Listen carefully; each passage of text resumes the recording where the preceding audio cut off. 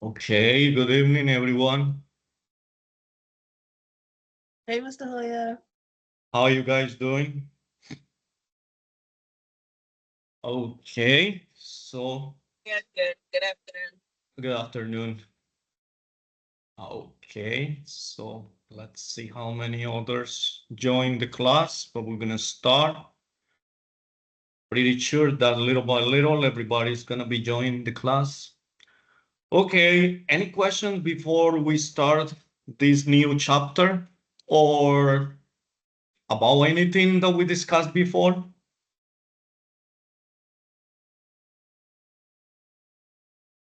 Okay. Not right now. Okay, thank you. So let's continue with this medical office procedures. Most likely, this is medical administrative tasks. So we're going to continue again talking about how do we um, need to present in our workplace, the things that we have to do, how we have to dress. Remember, all these chapters kind of overlap some of the information. So it is good because we are repeating continuously the same material. So when you encounter these questions on your exam, you're going to have the answer for it. So yeah, professional behavior in the workplace is today's chapter. So that entails a lot of stuff. And remember, dealing with patients, dealing with people is very hard. It's not easy at all.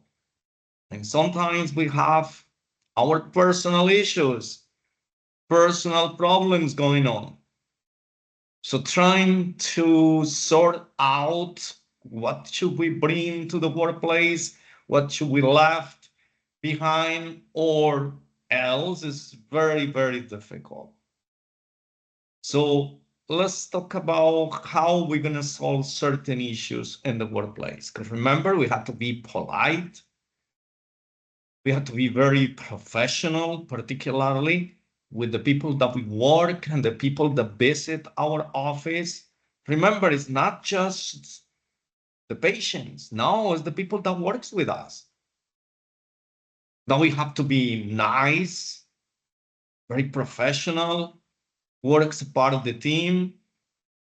So all those things are not easy when, you know, when we encounter some people that are very difficult to deal with. But this goes for everyone. So that's basically what it is. This professional behavior in the workplace can break your good mood because once again, people is gonna get in your nerve, patients, co-workers. That's the real life. And we need to know how we are going to act in these situations. So professionalism all the times. So again, just being nice does not imply or does not convey everything that you want to accomplish in your workplace. You have to be courteous. You have to be professional. You have to have some ethics, some ethical standards that you have to follow. Remember, you are or we are the the image of the office or the company when you work. If you enter to a place and you encounter a patient that is very nice to you, very helpful, is there for you when you need them, then you're gonna feel like, welcome to that place. Otherwise, you're gonna feel that you don't belong there. And the problem is that sometimes you have to be there. That's your doctor. That is the office that you need services from. So you can't just say, oh, I'm going to move to another place right now. No. Yes, you can move. You can change doctors. But that's not something that you want to be doing all the time. Just because someone in the workplace is not doing their job, is not acting professional. So one of the things that I never do, remember, is to take things personal from no one, whether they're my coworkers, whether they are patients, whether they are the visitors, the family of the patients, the people comes to do some type of work, and I don't care whoever comes there. I'm gonna be nice with all of them. I'm not expecting the same from them, because this is the problem that we have. That if you're nice to someone, you're expecting them to have that in return. But that doesn't happen all the time, particularly in the workplace. When we have people that are sick, that need some help. So when they come to you, they're not gonna be nice to you. They're having some issues, some medical issues. But we are the professionals. So we have to act accordingly. So you see me saying all the time, and that's the way that I am. It doesn't matter how you treat me. Remember, the patients are not they. It's not the patient that is talking to you. It's not. It's the pain, it's the frustration, are the conditions that they have. They feel impotent. They feel like nobody's doing anything for them, that the problems continues. No matter what the doctor do for them, no matter what medications they give you, procedures, conditions don't go away. The problems are not going to be completely wiped out. So they take it on us because we are the first people that they're going to encounter. But if we're going to put this barrier on top of us every single time that a patient walks in, then we have a problem. Every single time. So, oh, no. That one that comes right there. Oh, last time was rude with me. I don't want to take care of that one. That is wrong. That shouldn't be that way. We're there to take care of every single patient, regardless. Whether they look good, whether they are nice to you, whether they are rude to you. Hey, they are the patients. This is our clientele. And we have to deal with them, believe me. Otherwise, you're going to have a tough time in that job. You're going to get discouraged. You're going to get bored. You're not going to do the things that you're supposed to do. And eventually, you're going to get fired or you have to quit. So you have to make a decision. Or you accept that job that when they gave you the interview and they offer you the position and you said yes, that comes with all these responsibilities. Remember, it's not just having a job. It's not like, yeah, whatever you say, oh, no worries, I will do it. I will do everything. Just give me the job. That's what we always thinking about. We just want the job. I don't care. And then you're not gonna hold the job for a long time, for long. Because if you didn't like the job, you just want to get paid for it, you don't feel comfortable with that job. So you're just gonna act and being yourself instead of being professional. Remember, in our workplace, it's like we have a second two-face. You don't act the same way when you are with your friends, with family. At work, you shouldn't be acting the same way. Each place requires certain things that the other place are not acceptable. With our friends, we talk dirty, we do a lot of stuff. We are humans, that's what we are, that's who we are. So that's not the language, that's not the behavior that you're gonna bring to your workplace. That's basically what it is. We have to change that. Yes, we have rough times at home, family issues, but that should not interfere with our responsibilities. Because 90% of the time, if it's not more, that's what it happens. And that's what we cover these chapters. Everybody has problems. Some have more serious issues than others. But if we are working there, it's because we need that job, regardless of the issues. So we're going to keep that job. We're going to do our best. Remember, we are doing it not because of my coworker that hates me or don't like me or I don't like them. No, they don't live with me. So I'm going to deal with them while I'm at work in a professional way. I don't have to be talking to them. I don't have to be hanging around with them. I don't have to share my lunch, my breaks with them. No, you don't have to. And then when my shift is done, everything I did, whatever it was my responsibilities were, I accomplished them. I just go home and relax and do this the next day. And after that, as long as I hold a job. Otherwise, you're going to be miserable in the job. I would not do a job that I don't feel comfortable with. I would not. And if it is just because I need the money and because of, I will do the best of it because I don't want to be bored. I don't want to be stressed out on that job. I want to make sure that for the time that I'm going to be there, I'm going to have a good time. So I don't think about how bad it is my job, how bad they pay me, they're not giving me whatever other people is getting. No, I'm not thinking about that because the moment that I'm thinking about that, immediately the way my behavior is going to change.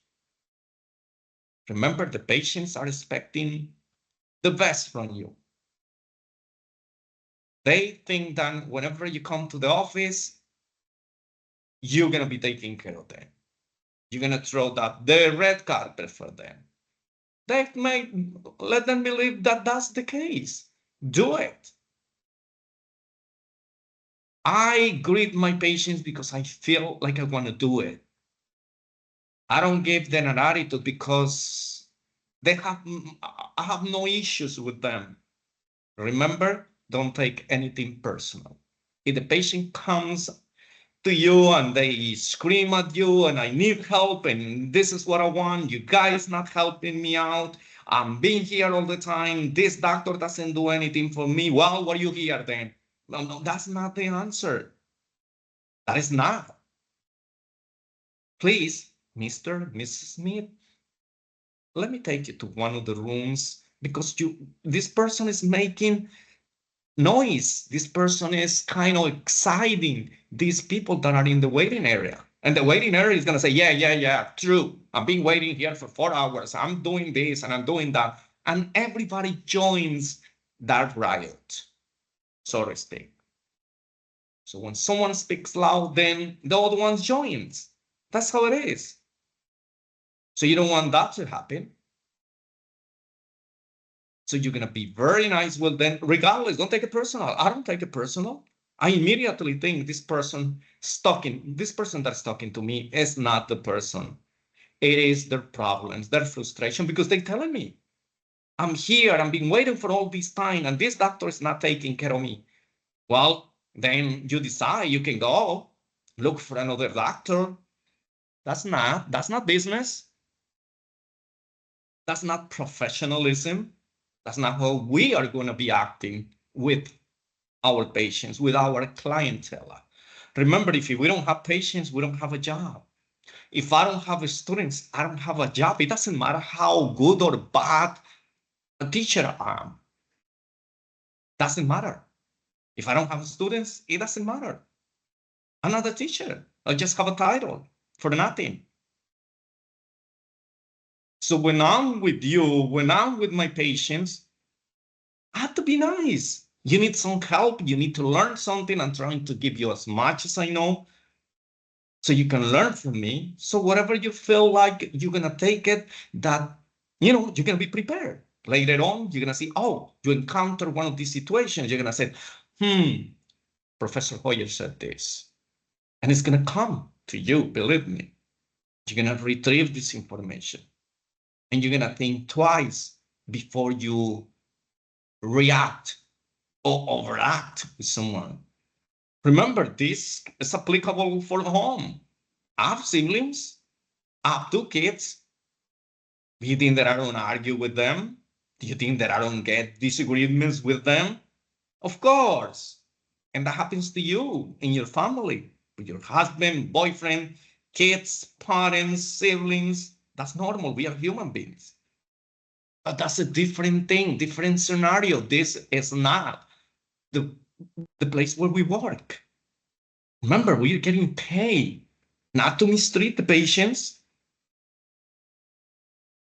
So we need to know how to conduct ourselves. That is professionalism. If you don't want to have professionalism at home, nobody's judging you, nobody's going to fire you from there. But from your workplace, yes, these people is nothing to you. Except patients that they need, they deserve some respect. Treat them with dignity. So that's basically what all this professionalism is all about in the workplace, because we're talking about workplace. It doesn't matter which industry you are working with. So let's talk about some of those work ethics that you need to apply. So someone who is very responsible in their job, very dependable in their job, they need to arrive on time. You can imagine how many people get fired because punctuality. Yes, there are some times when things happen. Be honest. Don't lie. We know when someone is lying, making excuses. If I'm late for work, tell the truth. Hey, I fell asleep. I couldn't sleep last night. And in the morning, when I have to get up, I didn't hear my alarm. I didn't feel like, it was time for me to get up. Be honest. Don't make excuses. And try not to. If you live far away from your workplace, well, get up earlier. Make some other arrangements to get on time to your job. We are depending on you. We want you to be at this particular time. Can you imagine you are the medical assistant and you are the only medical, it doesn't matter if you are the only, but in this case, you are the only medical assistant. So when the doctor arrives, you are already supposed to be, have the office open, get everything running, start, registering the new patients for that day, getting everything ready for the day. But you're not there. Or you arrive late. And when we arrive late, remember, we get all this attitude. And we take this attitude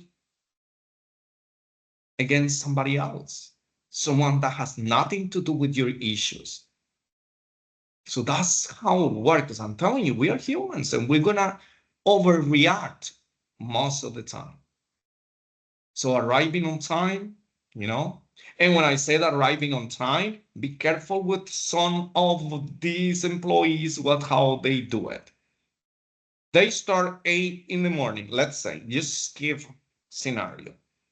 Now they arrive 10 minutes earlier, and the first thing that they do is, oh, I'm here, and they're going to go to the cafeteria. I'm not talking about the school, the hospital's cafeteria. You go and buy something. And now it is 8 in the morning and you're having breakfast. Oh, but I'm here on time. No, you are not. You are right on time, but you're not doing what you're supposed to do. You're having breakfast. You're supposed to have breakfast before you start working. That's the time that the company is paying you for.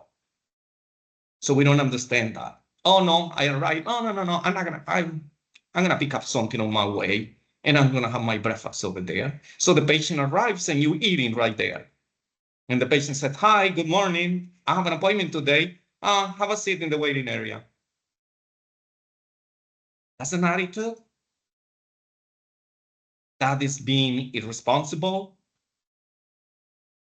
So you're taking care of your business, but you are in somebody else's business. So that doesn't work the way. So again, plan everything, because if you don't plan, you don't manage your time, you're gonna have some issues. Being on time, believe me, is a huge demand in your workplace. You have to be on time. Some of the places that you're going to start working, you have to punch the clock. So you have to sign in and sign out. If you don't meet the requirements, well, I don't have to say it again, you know what's going to happen. So I mentioned it yesterday. Avoid calling in sick for anything that arises in your life. Oh, well, someone is coming. Oh, a friend of mine, a family member. Make arrangements. Remember, this person, this situation, if it's not an emergency, then you can postpone that. You can make arrangements for later on, for another day. Try not to conflict your personal issues with your job. Because calling in, not being on time, being absent from work, not a good thing. Remember, we need you there. That's what we paid you. So Also, we want I'm you to. thinking like plan ahead, because when I was working in the hospital, like they do the schedule by month, like the Right. hospital I was working at. So you have a month ahead of time to know what you're gonna do and what you're not gonna do. Yeah, that's true. But remember, Tatiana, that hospitals are more organized than doctor's office.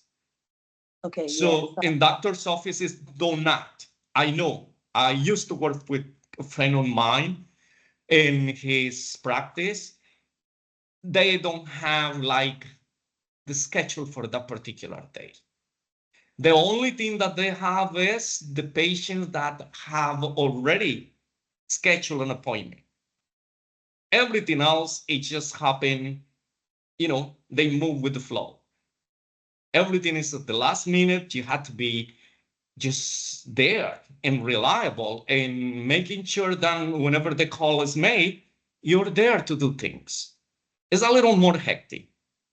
Hospitals, definitely, if they give you a shift in this department, they're going to tell you what is it that you've been expected to do in that particular time.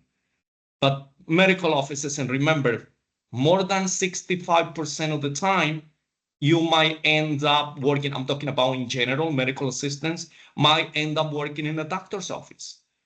So yeah, that would be awesome, right? That it's not that you are demanding things from me, but you as an organization have everything set up in a way that I can figure it out. What is it that I'm going to be doing? So I can put aside certain things and do the prioritization like we're going to have later on.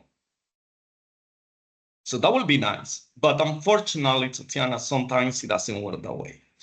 Yeah. And sometimes, well, you have tasks that have been assigned to you, but then I have to be there to do it.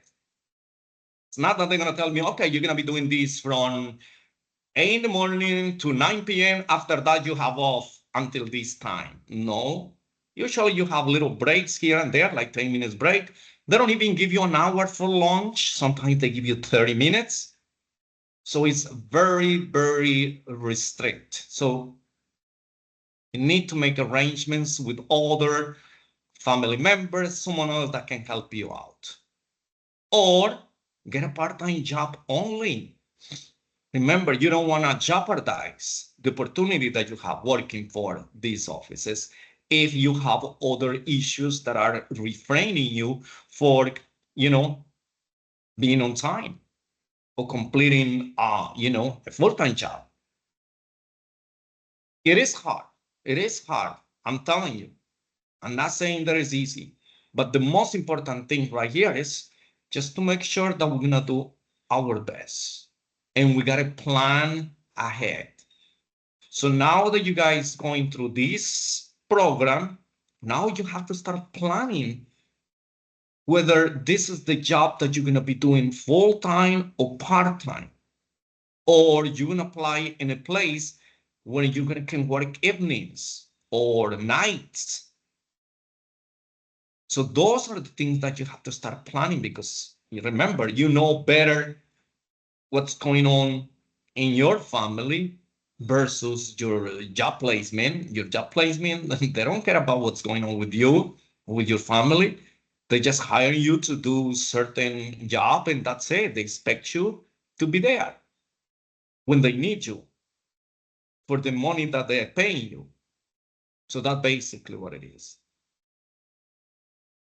So once again, it's difficult, but we have to put all the effort to make sure that our personal issues do not interfere with our job. Believe me, you don't have to compromise to do overtime during the interview. That's the first thing that you have to tell these people. Believe me, particularly in a doctor's office, because in a doctor's office, you're working and working and until you're done. And that doesn't mean the time that you sign for. Okay, you leave at 5, but the doctor still have some patients over there at 4:30, 5 p.m. You can just leave the office there and say, okay, doctor, it's 5 p.m. I need to go. And the doctor still seeing patients and nobody else there. Or they ask you to stay late. So you have to talk to them in advance. Remember, this is not about just getting the job. Yes to everything. No. Do you have any question? No. I just want the job. When am I gonna start? And then all these issues start, arising. And now you don't know what to do. So tell them in advance. I would love to help you guys after hours, but you see, I have other responsibilities. I have a child. I have my mother that I'm taking care of. I have to say something if you have something to do. Because remember, after all, when you get hired and you start coming with excuses, well, that's all we're going to believe is an excuse. So you don't want to stay, even though if you have issues. But those issues, once again, you have to bring them up at front, because otherwise it's going to be a hassle for you later on. So learn from that, because this is important. Remember, I already told you, being honest. You have to be honest. Being honest is telling the things that you can do, things that you cannot do. Can I compromise myself to stay late? And I can't. No. Tell them up front. Be honest with your patients. Don't tell them something just because you don't want them to be asking anything else. Don't pretend that you know everything and you're going to tell them something that is not. That's honesty. So not stealing the time from the workplace. That's honesty. Oh no, I just did that. If these people is asking me to do something else, no, I'm tired already. I don't want to do that. And all these people over there, they're hanging around, they're not doing anything, but they call me. Believe me, they are seeing everything that is going on. And then you hide yourself somewhere, you go to the bathroom and you do things, you start hanging around with someone else on the hallways, going to another office, visiting someone else right there within the practice, and talking about personal business or with your phone. That is unacceptable, believe me. So try to get adjusted to the situation. So that's what we need to do. Lots of issues that are going to rise in your workplace. But you try to, to go around them or to solve them, because that's going to affect the whole team in your workplace. Try to work with others. Help them out. I did that. I saw someone getting very busy with something or trying to reach something or looking for something and they don't find it. I'm not just going to ignore it. I said, hey, what are you doing? Oh, I'm looking for it. Oh, let's look for it. If I don't have something that really, really needs to be delivered at this particular time, hey, this person can be for me, tomorrow. I'm having an issue. This person comes and help me out because I help them when they need me. If they don't, no worries. Nobody should change your attitude, the way that you do things. They don't change anything from me. See, every single time that I enter the school, the university, the hospital, I greet people that work with me. Hi, good morning. I pass for the waiting area. Good morning, good morning. To all the patients, whoever is there. Then I greet, the staff members. If you want to answer back to me, you want to respond, fine. If you don't do it, oh no, tomorrow I'm not going to greet them because they didn't respond back to me. No, people is not going to change me. This is the way that I am. And I'm never going to take it out on you. If I have issues, personal issues, I'm not going to take it out on you. No, if I feel that way, I tell the person, you know what? I don't feel good today. So if you see me like a little, kind of rude or something like that, or you think that I am, I'm not saying I just don't feel good. I tell people that because most of the time I'm very kind of, happy with things because you have to be happy with life. Come on, we have only one life. And I'm not going to spend it getting angry or worry about things that I cannot fix. No, no, no. I worry about things that I can fix, which is my job. I do it on time. I do everything that is assigned to me and more because I want my job, because I love what I do. If I don't love what I do, then I work because I get paid for it. So that's being honest. It's not whether we like it or not. It's whether we take a responsibility and we have to be responsible for that. So that's basically what it is. It's not about, sometimes, you get a job done, you just need the job, you need money, and that is normal. I believe that more than 40% of people do jobs that they'd rather not be doing. Probably they there until they get something else. Or probably they are there because they got comfortable with it. Said, well, I'm not gonna be looking for something else. I'm fine right here. This job, well, even though if I don't like it, well, this is not me, and it shouldn't be you. You just take a job for the moment being, but then try to change, try to, get something better, something that make you feel better. There is nothing worse than, having a job that you don't like, dealing with people that you barely want to talk to. So that's basically what it is. So be honest with yourself. That's the most important thing. Am I doing the right thing? Am I treating my patients the way that I'm supposed to be treating them? My job, my coworkers. Remember, we're talking about behavior in the workplace. You should do the same with your family, but that's none of my business. But the workplace, sure it is. So we should take care of that. And believe me, you're gonna be having better good time because you are realizing that life is just the way it is. But we can make it worse or better. So that's how it works. So there is a question right here. What is professionalism important? Well, we've been discussing that all the time. So people expect you to be professional. If you are in that position, they already assume that you went to the school, that you're dressing nicely. They expect you to be cordial, to be pleasant, to be nice. And in the medical industry, they expect you to have some compassion. Empathy.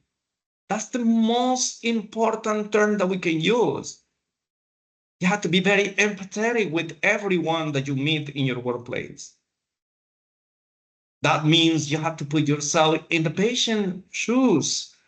Assume that all these issues that the patients are going through might be you, might be a member of your family. Treat people the way that you would like to be treated. Remember, regardless of who you're taking care of, we're going to have people. Listen, at the hospital, I remember people running away from the homeless. Oh, there's a homeless right there that was brought to the emergency. You didn't see anybody. Everybody disappears. That shouldn't be. These are human beings. Yeah, they smell bad. But it's not because they want to. They have medical conditions. For that reason, they are living where they're living. Whether it's in a shelter, whether it's under the bridge, whether it's inside the train station, whatever the case may be. We have to take care of everyone.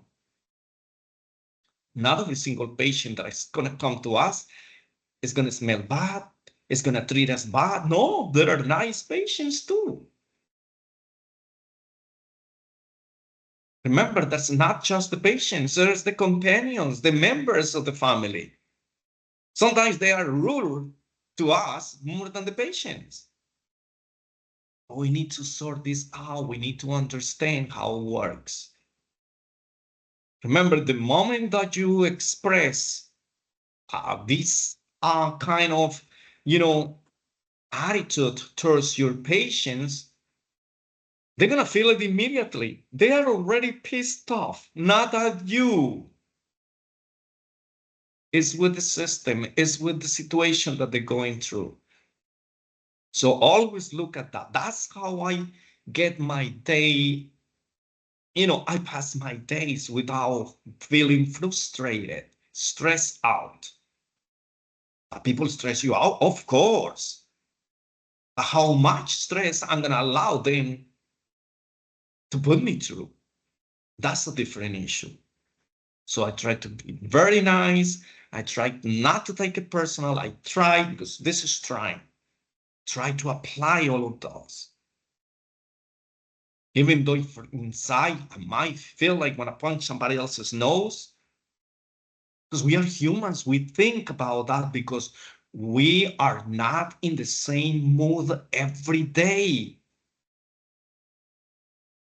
We change little things here and there, family issues, problems, bills to pay, problems with our kids in school, unemployment, so many things that we go through. So what do you think the patients are going through? All that plus they are sick, even worse, they are sick, they are not healthy. And the most precious thing that you can have in your life is health. Listen, I want to be healthy, even though if I don't have a penny. What is the money good for if I'm sick, if I cannot enjoy that? If all the money is going to go to medical doctors or to someone else who never worked for it. Not good, right? So I try to do it for myself.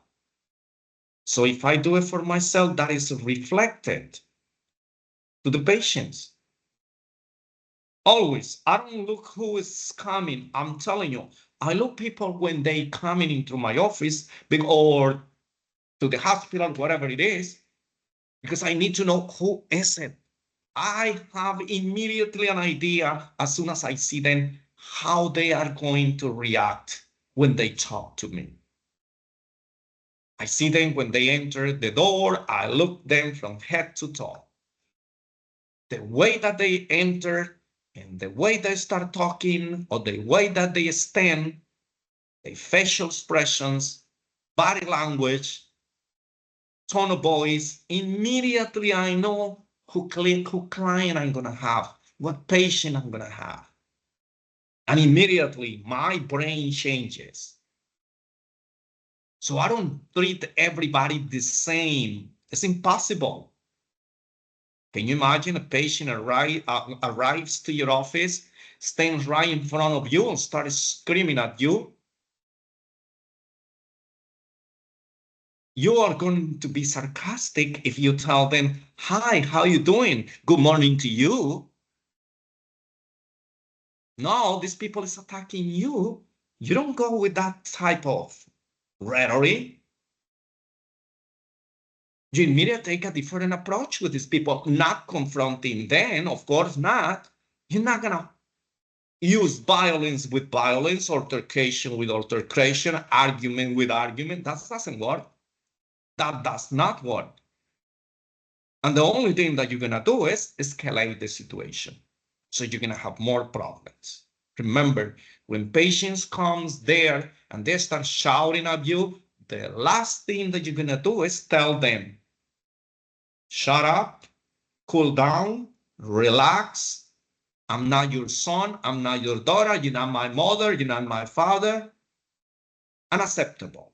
That's not professionalism. Unacceptable. Fire immediately. You don't belong there. I'm very, very strict. To be honest with you, I have fired so many people in my workplace, whether at the university, whether at the hospital. I fired people. I wasn't just a doctor. I have positions. Or I recommend someone, hey, take this person to another department. This person doesn't belong here.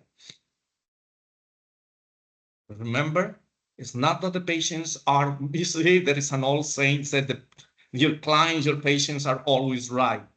Well, in a way, because remember, these are the clients, these are the ones to bring the money. That's what implies by that. It's not that they're going to be nice to you. That if they said something wrong against you, oh no, but the patient's always right. No, we're not talking about that. Talking about finding, solutions to the problems, because we don't want to lose that client. That client means money for the company. So that's basically what it is. Patients, clients, family members, they're not going to trust you if you don't show all this professionalism in your workplace. It's going to be confrontations. And remember, if you confront the patient, you have an argument with the patient, that's going to become a problem from then on. Because every single time this patient comes in, it's going to happen one of these two things. Or you don't want to take care of the patient, or the patient don't want you to be addressing their issues. That's not good. That's not good at all. That the patient needs to go and kind of sort out who I need to talk to because that one was not nice to me last time. No, oh, listen, last time I was very rude. You know how many people have come to me after they've been rude to me and they said, my apology, I'm very sorry. It wasn't me talking last time. I was very frustrated. No worries. No need to apologize. We are humans and that's what it happens. Let's talk about what brings you today. I'm not gonna take it against people. I don't use retaliation. That is not a healthy way of doing things. Getting back to someone, oh, no, you did this to me, so payback time. No, this is in the workplace. No, it doesn't work. That you do it with family, with friends, or with those no friends, but not in your workplace. That's where you don't get involved directly with your colleagues. You don't get involved with your patients. Everything has to be a professional level. How can I help you? Oh, I'm going to do this for you, but something that it is within the scope of your duty. You cannot go beyond. See, when I was working, I have patients bringing me gifts. I have people giving me money. And I'm not talking about $10. I'm talking about $100, $200. Say, hey, here for the coffee. I said, thank you so much, but unfortunately, I cannot accept that. Can you imagine seeing $100, $200 right there on top of my desk and I cannot take that money? I'm not talking about as a doctor, as a medical assistant. As a doctor, nobody offered me anything. But again, they brought me food. But they brought me little things here and there. But in my workplace, we weren't allowed to receive no gift from patients. That was not allowed. So I told them right up front, I really appreciate it, but unfortunately, I'm not allowed to take this. So thank you so much. And, you know, that's the way that we should be behaving right here. That's it. Some people went to the doctor and left the money with the doctor when they were seeing the doctor. Say, listen, this is for the young man right there, because at that time I was very young and handsome, of course. So it says, oh, that's for the young man that was there who took care of me. Really nice. He didn't want to take the money, but I'm going to leave it with you. And the doctor gave it to me, said, take it. So after that, I was like, oh my God, I was praying that something like that happened. This money was running away from me. I want it, but professionalism. And you know why you should not receive anything from your patients? Because that's like a bravery. Next time they ask you for something, or to pass you first, or to do some favors, remember, that is the reason why the organization that I was working for, I was working for Beth Israel Medical Center when I was medical assistant. Remember, that's the place that hires me the third day that I was working at, that I started doing my internship. And I worked for them for 4 years. During those 4 years, I did my bachelor's degree, and they pay for it. Remember, to issue reimbursement. That's what is a good thing working in hospitals. They have unions. So, pros and cons. So it might not, if you don't have a union, well, unfortunately, you're not going to get it. But you got to learn all those things. So sometimes you think that if I'm nice to them and they give me something now, things are going to be better. No, it's the opposite. I have people being fired in the front desk just because of that. They pass first people that they know, people that they brought you then something. And then the other patients started, screaming their lungs out. Hey, I was here first. What is that person passing? They just got here. And they start making excuses, that make an appointment, that this and that. But they knew it wasn't that way. But remember, the doctors finds out. Sooner or later, they're going to do it. So it's better not to compromise yourself with anything. So don't take anything from the patients. When the patient brought me food, I said, oh my God, I appreciate that. I want to eat all that food. But I said, unfortunately, I'm allergic to some of the content that the food have. I was not allergic. I'm not allergic to any of those. But just for the patient not to bring it again. So that's basically what you do. So, that's being professional. But at the same token, I was trying to avoid, they ask me for things, because they gonna ask you for things. Think about that. If I give you something, if I'm nice to you, when you ask me a favor, how can I be nice to you? How am I gonna refuse?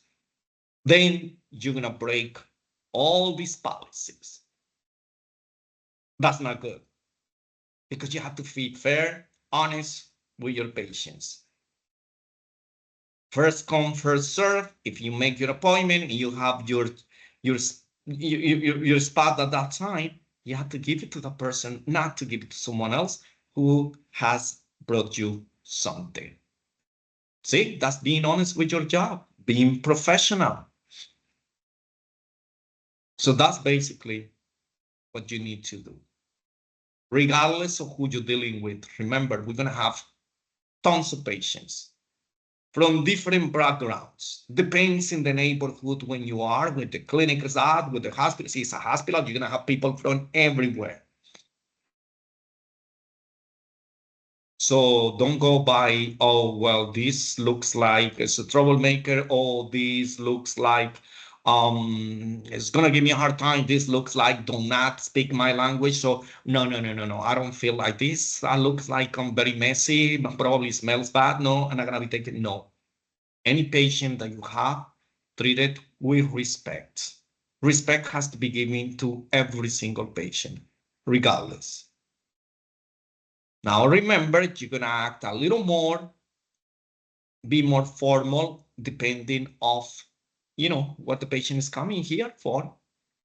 Because if the patient starts screaming at you, remember, the worst thing that you can do is tell them good morning, because you're insulting them. You know that you're doing it to insult them. I said, hey, this is what you're supposed to be doing first before you start shouting at me. You're supposed to say good morning, right? And good morning to you. So remember, we do all those things. I do that with my family, with my friends. They call me and said, hey, listen, good morning, good afternoon, hey, good evening. I didn't sleep with you. But that is not what you're going to talk to your patients. See, the setting is totally different. This is your workplace. Telling you, based on my experiences, this is what you need to know. Okay, some of the characteristics of being professional, we know that already. See, we just need kind of to put in practice. It's not that you don't know it, you do know it, we know it. It's just that we don't put it in practice. Some of them we don't. Or some of them we don't know how far these characteristics entails. So again, loyalty, being loyal to your work. See, one of the things that I always encounter with some of the staff is that when they are not happy with the job, they trash the people that they work with, their boss, the organization. Because see, if I work for this particular doctor, I'm affecting everyone on that facility if I talk trash about one of the members. If I talk bad about my boss, he's so cheap, he's this and he's that. Well, think about it. You're not being loyal to your job. Patients come over and they said something like, oh my God, every single time that I come here, it's a lot of people. These doctors don't see the patients right away. I don't know what's going on. Like they don't care. Oh, yeah. I know you agree with them. It happens. I've heard that. The medical staff being agreeing with the patients when the patients are trashing your facility. It's not that you're gonna defend them in a wrong way. No, you're gonna say, oh no, we always busy here. And the doctors are doing their best. It's just that, probably what we need is we need more doctors here because we're having a lot of patients that like to come here. See? That's kind of reverse psychology. You trying to hit me on the wrong spot, but I'm showing you what really happens right here. So defend your practice no matter what, because you work there. You don't trust people.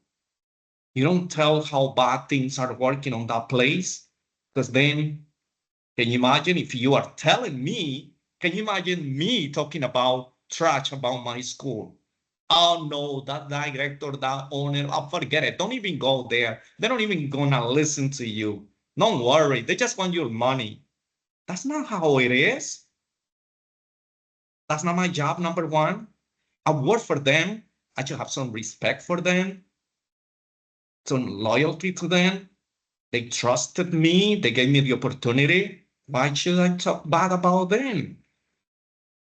Not at all. And if they fire me, thank you very much. You gave me the opportunity. I was there. I make some money. Now I have to look for a job somewhere else. They have their own reasons why they want to get rid of me. I'm not going to blame them unless they do something wrong to me personal, but I don't have to be talking to everybody about those. No. Remember, whatever goes inside your business stay within your business. So that's basically what it is. Trashing other people doesn't make you look good. Listen, you're the one who's looking really bad if you're trashing the people that you work with. Because if you don't like these people and you're still working with them, then you are the problem, not them. And that's how other people see it. So don't think that trashing someone else make you feel better than them. No, that's the opposite. It doesn't work that way. So you make look your office the best you are there. And you are protecting yourself and you are protecting your job. That's being loyal. That's how it works. So one negative thing that they bring it up to you, you kind of counteract that with a positive thing. That's how it works. If somebody shouts at me, screams at me, I'm not going to do the same. I'm going to become, I'm the professional. Because at the end of the day, if something happens and this patient, you argue with them, you are the one who's going to be losing because you are the one who's supposed to be the professional. And you get to the same level of the patient, and the patient is having a medical condition. The patient has an excuse. So let's say that you go in front of the court of law, you lose big time. Who's the professional right here? Well, don't even raise your hand because you weren't. That's the reason that you're there. But you were supposed to be responsible. Dependability. We talk about dependability. Remember, we depend on you. So be on time. Do the tasks that I'm assigning you. Prioritize. Whatever is needed first, work on that. Do not argue with your boss, with your office manager, with your supervisor, with the doctor, whoever you are interacting with. It can be your coworker about anything. If they ask you for help, if they ask you to just leave that there. You know how many times I was asked? Because they never call me by my last name. They all say my first name. Alberto, can you do me a favor? Just leave whatever you're doing there and come help me right here. Sure, not a problem. Let me put this aside. Because I'm not going to leave things right there in the middle or whatever that someone can, can trip on it or they can drop it and can break it. No, let me put that back to where I pull it from. And then, sure, I'm going to be with you. What are you going to be? That's it. I don't ask, what is it that you want me to do? No, until I go there. I said, oh, help me out with this. Sure, let's work on it. What am I going to stress myself out? Thinking, hey, they asked me to do this and you didn't let me finish. And now you're asking me to do this. Well, you're not dependable. You are not. Because you just want to do whatever you feel like you want to do. No, but there are other things that are considered a priority. And if not a priority, someone else need it. And you just do it. Oh, but did you finish with these things? No, I couldn't finish because I was assisting this, but as soon as I finish, I tried to do as much as I could, but tomorrow definitely I have it ready for you. Don't just burst, out, and we always burst out for the little things because you take things personal. Don't do it. Don't do it, remember. So that is dependability. You're going to be there whenever they need you. Of course, you're going to be doing the things that are within your scope of duty. I cannot stress enough, always. As a medical assistant, you're just going to do whatever medical assistants do and what the regulations of the state regulations allows you to do. You cannot go beyond that. Courtesy. Once again, this has to be natural. Greeting people, being nice, being polite, respecting people. See, part of the courtesy is whenever the patient, approaches you. Yes, sir. Mr., Mrs., how can I assist you? How can I help you? May I have your name, please? It's not like, hi, I'm here to see a doctor. Okay, and what's your name? And what are you here for? Well, are you being courteous with me? Not at all. So now, if I'm the patient, I'm going to scream at you. I'm going to be loud too. And then, well, you're going to get it on too. So something that you shouldn't be doing. Just because the patient do something against you, does not imply that you're going to remember, you're the professional. You are the one representing the office. So that's being courteous. Asking always a favor, whether it is with your coworkers or not. Hi, excuse me. Do you happen to have this? Can I borrow something for this? Not just taking it. See, this is what we do. We go there looking for things and somebody else brought something, like a box of gloves, for instance. You just brought your box of gloves. Now you need one and you're going to go get the one that the other one brought for them. And then I'm going to say, hey, I just brought that. Oh, no, go get the other one. That's not how it works, right? That's not being courteous. That's not being a team player. But you're not going to get into an argument. I said, oh, by the way, they just brought that one. Do you want me to get one for you? I know what it is. I'm definitely, believe me, most of the people say, no, I get it. But if you argue in a different way, now you're going to have an argument for, for nothing. And you're going to spoil your entire day. And everyone who gets, the chance to talk to you, you're going to be ballistic. You're going to be bursting out on them because you're already upset. Somebody make you upset. I try not to. Even though if I think inside, because I'm a human being, if I think that somebody took something from me and I wanted to just snatch that from there, I'm just going to say, once again, oh, do you need gloves? By the way, oh, you can take some. What do you need? The whole box. But I'm not telling you then that. Oh, you need some? Oh, yeah, you can borrow some of those. Oh, by the way, I was going to the storage room. Do you want something else you might need? I offer myself, even though if I'm not going there, just to show them that that's the way that they should be behaving. Instead of coming here and taking things from my office, from my department, you should go get it yourself because you've been working here too. And you know where the storage room is at. You know where the supplies are. But we don't get in confrontations because remember, these people is working with you every day. Or the days that you work there, you're going to be seeing these people faces. Can you imagine? Well, patients, they come and go, right? But still, every single time that they come to you, if you have an argument with them, once again, you're going to have this undecided thought of, oh, should I address this patient? This is the one that gave me a hard time last time. What should I do? And nobody else here.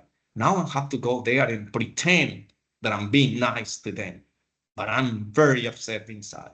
Well, that's not healthy for you, and it's not healthy for the practice. And of course, it's not healthy for the patient either. We talk about initiative. Remember, you have to be like that. Get going. So go get it. So things, you can't just stay there and be asked what to do. You know already the drill. There is always something to do in the office. So do it. If something is not working fine in the office, we have meetings, take the initiative and make comment, participate, give an advice. It's not an order. It's not, this is what we should do. No. I've been encountering this situation very often. I don't know. What do you guys think we should do? We should, plan something because this is becoming a problem. Whatever the case may be, just you bring it up. If you have a solution, just give your viewpoint and give the opportunity to the other ones first. Oh, I think that we should fix it this way. That's not the right approach. I'm being encountered in this situation. Have anybody encountered this situation? What do you guys think we should do about this? That's how you do it. And then, well, I think that this should be done, but give the opportunity to others. So otherwise, it's going to look like you're going to change things. And people is going to look at you, hell, this person just got here and now you want to change the world? This has been going on since the inception of this company, and this just came in and he thinks that, these are the major problem. No, it happens. Many things do not get fixed because people don't do anything, but it's the way that we approach them. So that's having initiative. So there's a lot of things that you can consider as such. But the most important thing is, remember, there is always something to do in your workplace. Don't steal time. People is watching you. So don't try to be busy doing something when you're actually not doing it. We know that. So when it is time for laying off someone, you're going to be the first one online. If it is time for a promotion, you will not be considered. Haven't you seen people that they just started a job and they got promoted, and someone who's been there working more time, they had more tenure, they don't get hired? And these people are very pissed off that someone new got the position. So, wait a minute. I've been working here for 10 years, and this person just showed up like a year ago. Now they've been promoted. And what about me? Yeah, go back and check what you have done or what you have not done. So that is what you have to take in consideration. I do not do things in my workplace just for others to see that I'm doing. I don't do it for that reason. That is not part of what I do. I do things that I think that are needed to be done. And if I see something that is in the wrong place, and if I wasn't me, the one that left it over there, it doesn't matter, belongs to the work that I, the place where I work. I might use that machine. I might use that equipment. I might prevent somebody from tripping, getting trauma with that.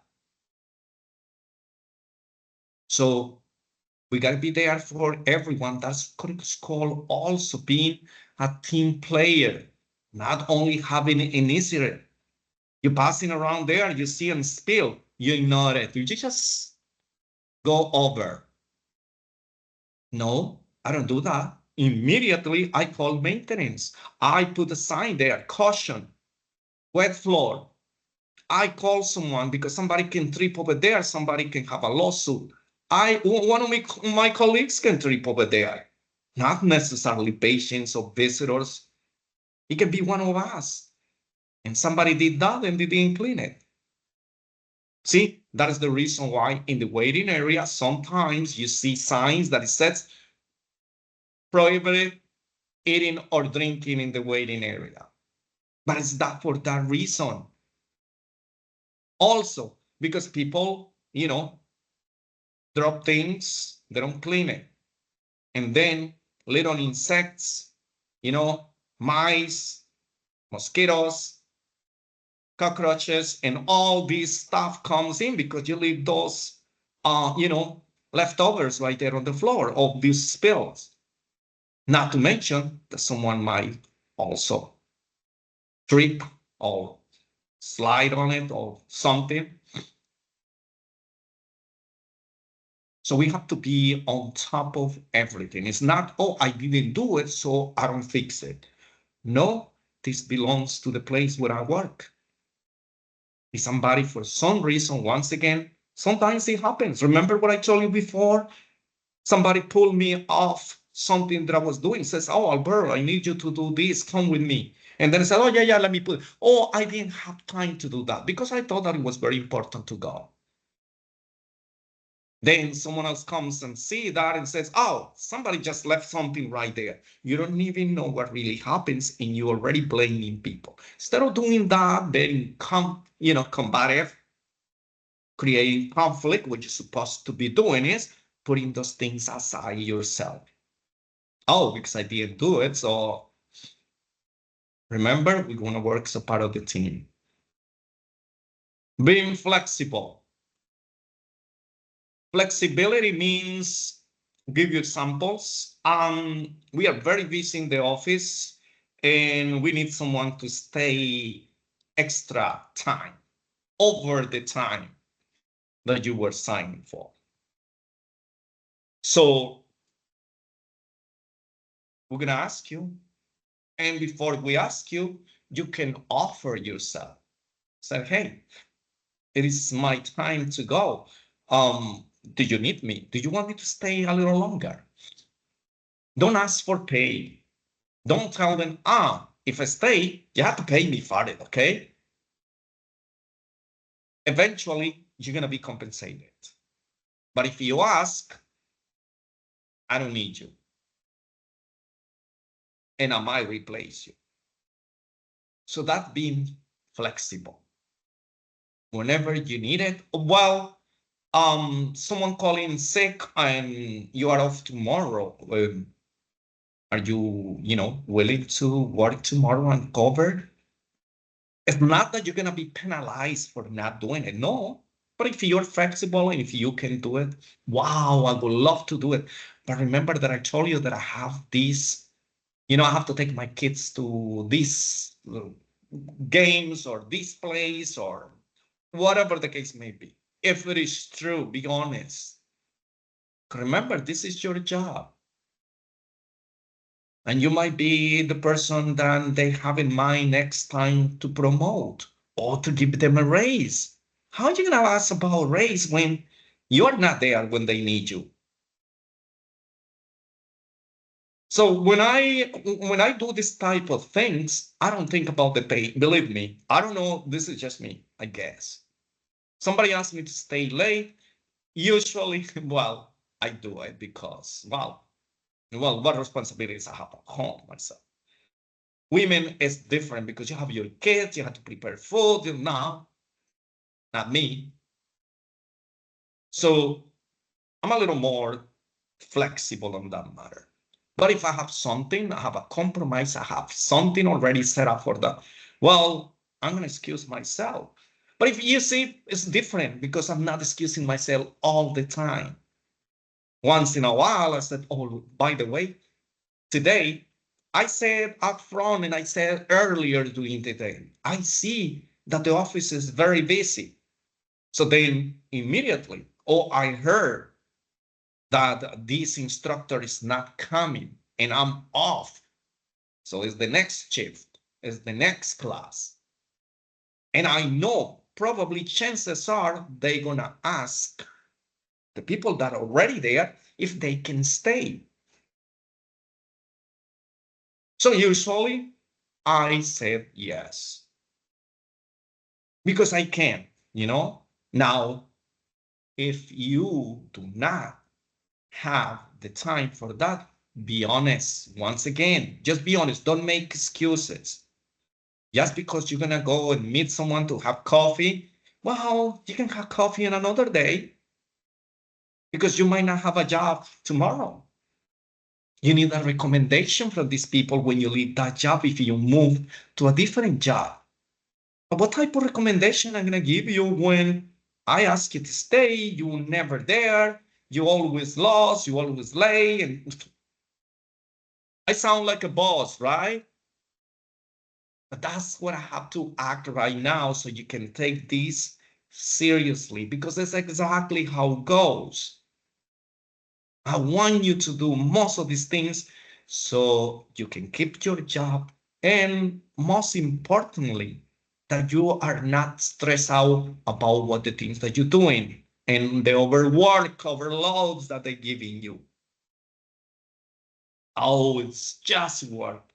See, when I was at the hospital, I worked for over 15 years, but that was like 100 for me because I work almost every single day. I start doing shifts of 24 hours. Can you imagine 24 hours in the emergency? By the time that I reached like the 7 hour, I was falling asleep. I was tired. I was drinking coffee because I heard that coffee, wakes me up. That doesn't work for me. Drinking coffee was like a narcotic to me. It put me to sleep. So I have to use other means. So I did exercise, I drank lots of water, I didn't sleep, I tried to go to sleep. I said, no, if I go to sleep, I'm not gonna get up. So whenever I have a break, I just try to do something not related with the work, but distract myself. So I did it for so many years that I did while working almost 7 days per week. I was like, no. But it was voluntarily. Nobody forced me. I wanted to do it because I was new in the field. I wanted money. I want to buy all these things. So that's the reason why we work, don't we? You're not taking this course just because you're going to have a title and you're going to just place it on the wall, on the living room, say, hey, I'm a medical assistant. I'm not going to die without having something on the wall that says that I went to the school. No, we don't do it for that. I wouldn't waste my time. No, you do it because you want to get better jobs, better opportunities. But better job, better opportunities comes with all this baggage, which is loyalty, dependability, courtesy, initiative, flexibility, credibility. See, you have to be honest. You have to say things that you really mean it. See, many people, well, they lie so much on things. Then when you actually tell the truth, people is not gonna believe you. Don't say that you know how to do something when you actually don't. That's not being honest. You lose credibility. Oh yeah, I know how to draw blood. They ask you to draw blood and then you start going around and like chicken without head. The things drops off your hands, not because you're just nervous, not because you don't know what you're doing, or you don't know how to do it well. So be honest, be humble, ask for help, particularly when you start doing your internship. You want to become very good at drawing blood. EKG is not a rocket science. It's drawing blood. Because you definitely need to know how to do it, particularly for those patients that they do not have visible veins. So learn those things. Get close to someone who's doing it. Can I shadow it? Can I shadow you? Can I be right here with you? I want to see what techniques you have. I want to learn from you. How you've been working here for so long. You probably are very good at it. Make them feel good. Make them feel like, you want to learn from them. And they will be ready to help you. But if you go there and say, yeah, I know how to do it. I don't need your help. Oh, thank you very much. Goodbye. I can do it. And then you're lost. Then you don't know what to do. And then you calling them because you're having troubles doing anything. So no, the more you learn, learning is a process. We're learning every single day.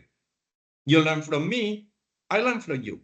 What do you think? That, oh, no, he's a professor, he's a doctor, so no, he knows it all. No, not even close. In my field, I know some stuff, but we don't know it all. Now that would be a lie.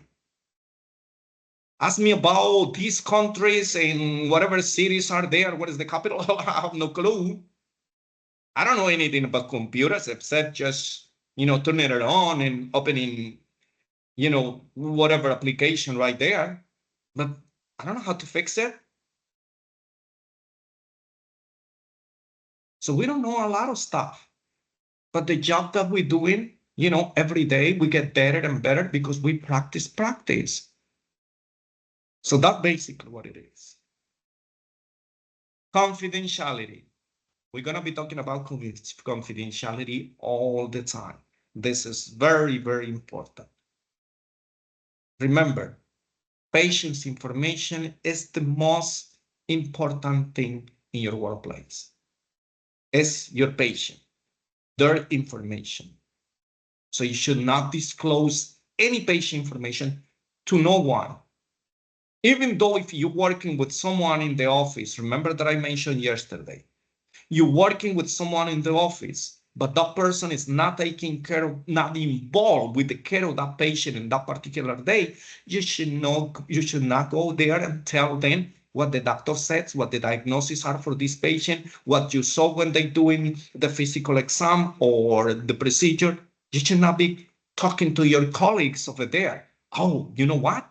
I was assisting the doctor doing the pap smear. Oh, the patient has this, and laughing and talking and trashing the patient. That's violation of patient's confidentiality right there. Not to mention that you are gossiping, that you are violating this sacred information, because that information should not be released to no one.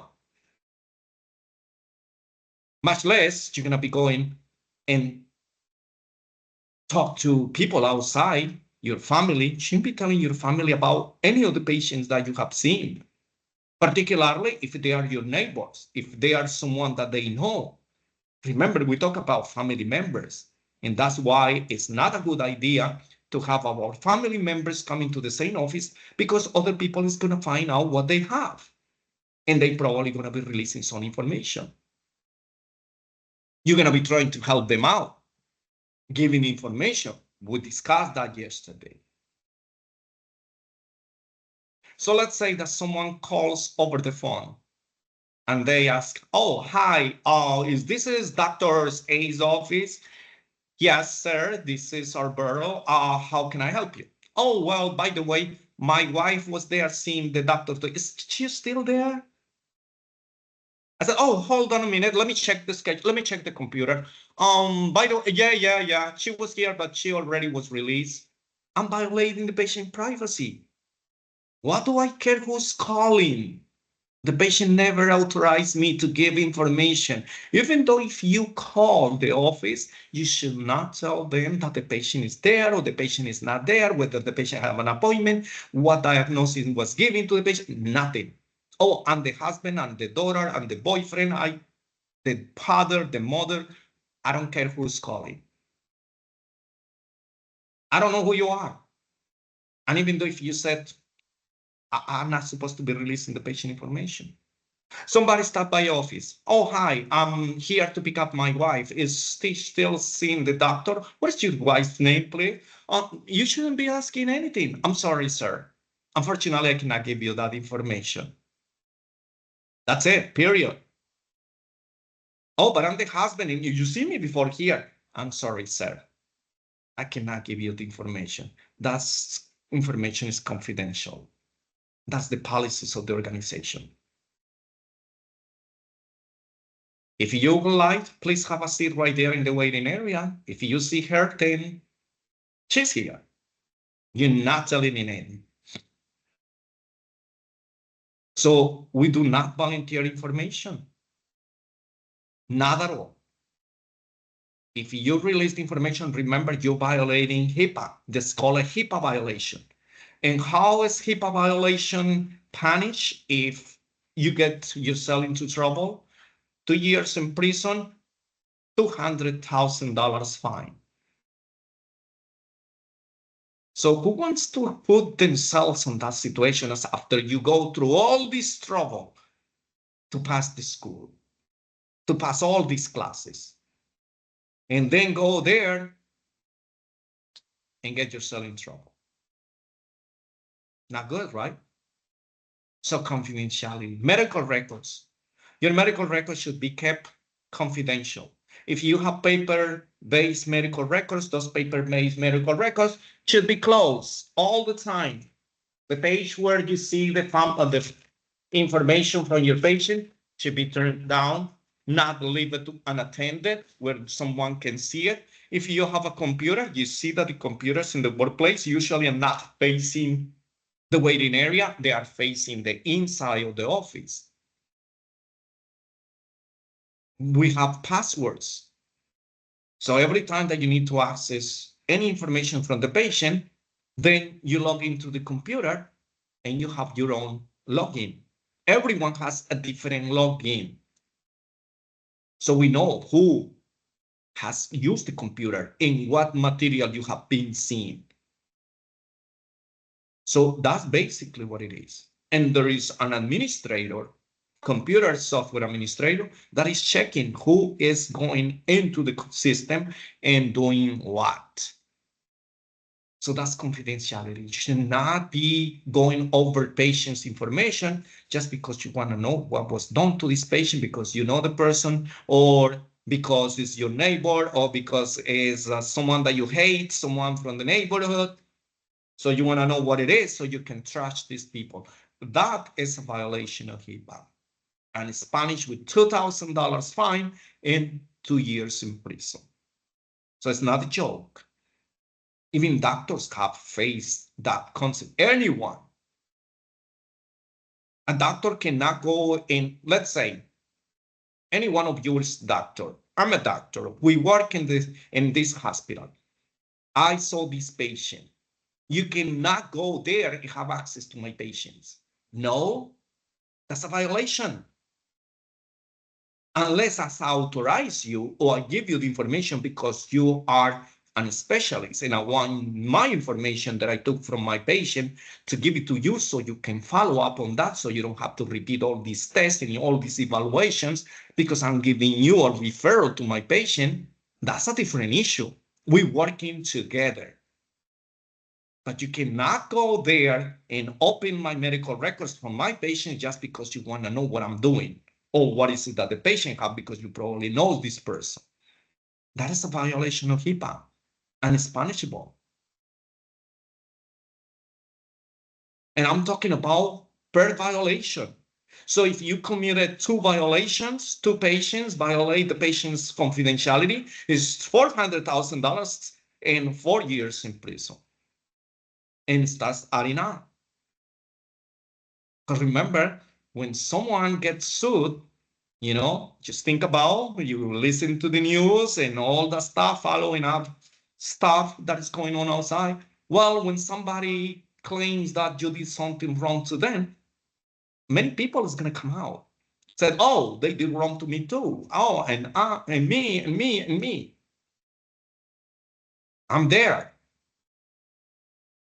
So you're going to have more than one issue. So stay away from this.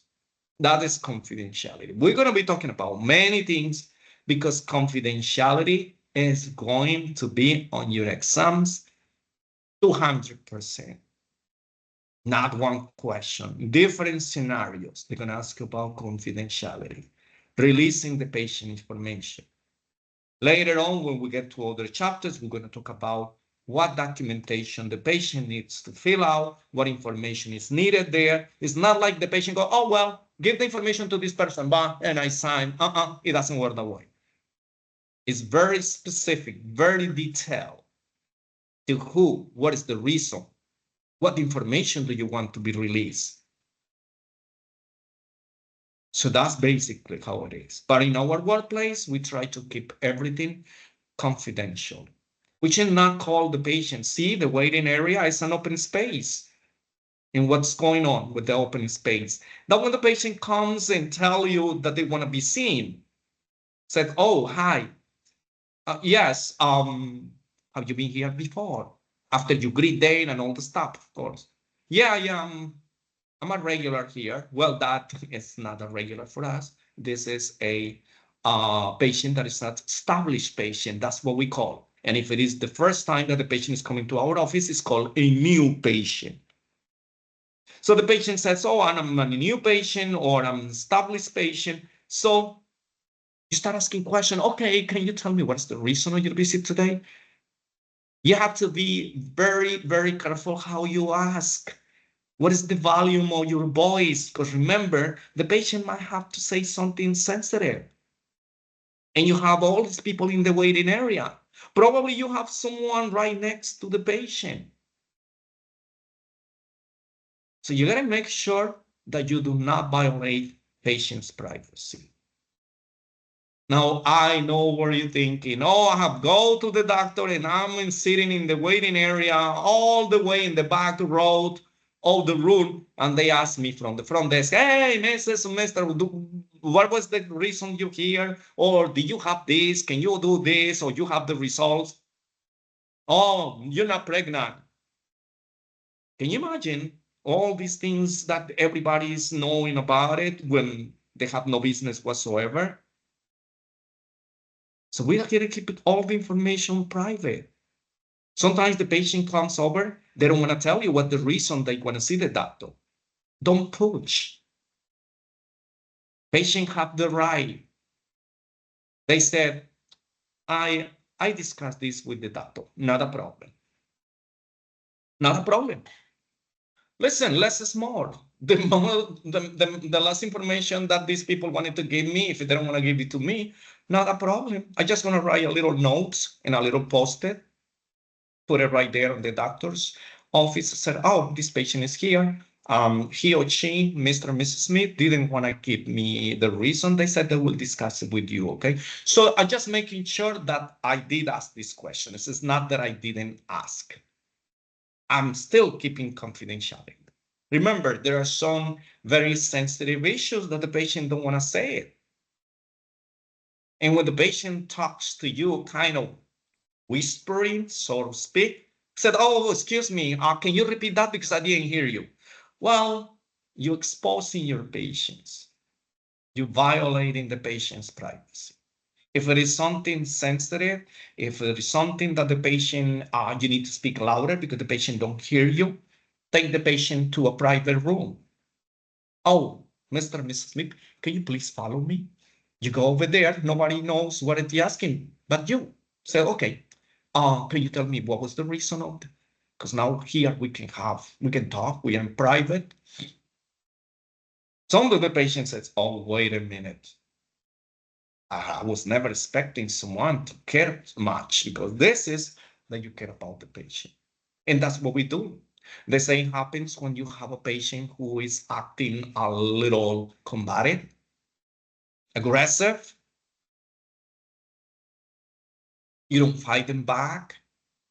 You call them by their last name. By the way, Mr. and Mrs. Smith, just follow me to that room. Let me talk in private. We're gonna try to help you. And if you're nice and you tell them like that, they're gonna follow you. And when they come out from that room that you have spoken to them, they're gonna be nice, they're gonna be calm. Everything is working. So that is how you have to solve issues. Because these are questions for exams. How you gonna handle a patient that is angry. One of the first things that you never tell a patient when it's angry is to calm down, to relax. Ever. Because yes, they're gonna calm down on you. They're gonna relax on you because they're gonna slap you, they're gonna curse you, they're gonna call you names, and probably you're gonna lose your job. So that will be your attitude. Remember, attitude it can be a good attitude, can be a bad attitude. So the attitude that we have has to be professional. Professional, professional, professional in our workplace. Always think about this person being you or a member of your family that you love. That's what I see every single time that I see a patient, that I see someone. I see my student approaching me. I see the student like me. I reflect. I said, oh, I remember when I used to be in school. If I ask a question, if I was addressed this, I want an answer. I want people who wanted to help me because you want help. We need help, particularly when you are in the process of learning. We have our own ways of doing things. Remember, this is like patients when they feel the pain. Everybody don't feel the pain the same way. People don't handle stress the same way. Some people just burst out. Some other people will be very relaxed. They just don't talk. They ignore you. They step aside. So not everybody acts the same. But when we as professionals do not act professionally in a place that is a public place, which is a workplace, then they're going to take it out on you, or you're going to be taken out on the patients. And that's what we try to avoid all the time. Remember, you want to have a nice, clean environment, whether it is with your colleagues, with your boss, or with the staff in general, or the people that comes to work. I try to do my best. Sometimes it doesn't work, but still, I keep it cool. Because at the end of the day, remember, who is going to be having a bad time? You, me, not the patient. The patient has their own problem. They go home and they continue with the same thing. But I was okay until this patient got in front of me and started, insulting me and cursing me. But I took it personal. So now you're going to take it home. And now your kids, your husband, whoever is there, you're going to take it out on them because you're frustrated. So this is like a domino effect. No, I don't want to do that. I don't bring things from home to work, and I don't bring work home. Well, this time it's a different issue, okay? Because I'm teaching from home. That's a different issue. So I wasn't talking about that. But if I have to go to the place to work, as soon as I finish there, I don't want to hear about work. I just do my thing because this is my time. So think about it. So that's how it works. Because you have enough already in that workplace. You did your time over there. So now you come home, try to forget about that. I'm not going to be thinking about, oh my God, that person gave me a hard time. Oh, the person did this, asked me to this. They think that I'm stupid. They don't even pay me enough. They want me to stay long. No, you know what? I don't like it. And I think that I'm going to be looking for another job. Yeah. And you're still there. So again, it's just going to create more trouble for us. So, relax, take it easy. Life is not that complicated. We make it complicated. Patient comes and goes. So no worries. It's just that moment. Then they're going to go. It will be another one, but they don't come every day. Your coworkers are. So be careful how you deal with them too. So attitude, very important to know how to handle it. Remember, sometimes it's not what you say, it's how you say it. So be careful. When I got into this country, I was calling to the office and I was told that I have an attitude. And I think that I did have an attitude at that time. I never worked in my life. So kind of, for the first time receiving orders was like not something that I wanted. But as time went by, I started learning and learning. Oh, one of the things, I was never fired from a job. I always quit. When I don't feel comfortable in a place, I start looking for another one. But the quality of my job do not change. I'm still being the same because my patients are not going to pay the consequences that I'm not happy in this job. I chose that job. It's just that it turns out not to be what I was expecting for any reason. I'm not going to take it out on them. I'm not going to take it out on my coworkers if they weren't the reason that I have to leave. But still, I made my mind and I look for something else. Now I apply and I look for places. If I didn't like this type of environment, this type of practice, this type of office, just having the interview, I ask a lot of questions. I always ask. So if I don't like it, I don't take it. I don't quit until I get something under my sleeve. Because I'm not going to be, wondering how I'm going to pay my bills. Not now. Now it's different because, well, I already work. Now I work whenever I feel like it. Thank God. So you're going to come to the time that you're going to decide that too. You're going to work, and then you don't want to work full time anymore. You want to do part time. You want to do freelance, whenever you feel like it.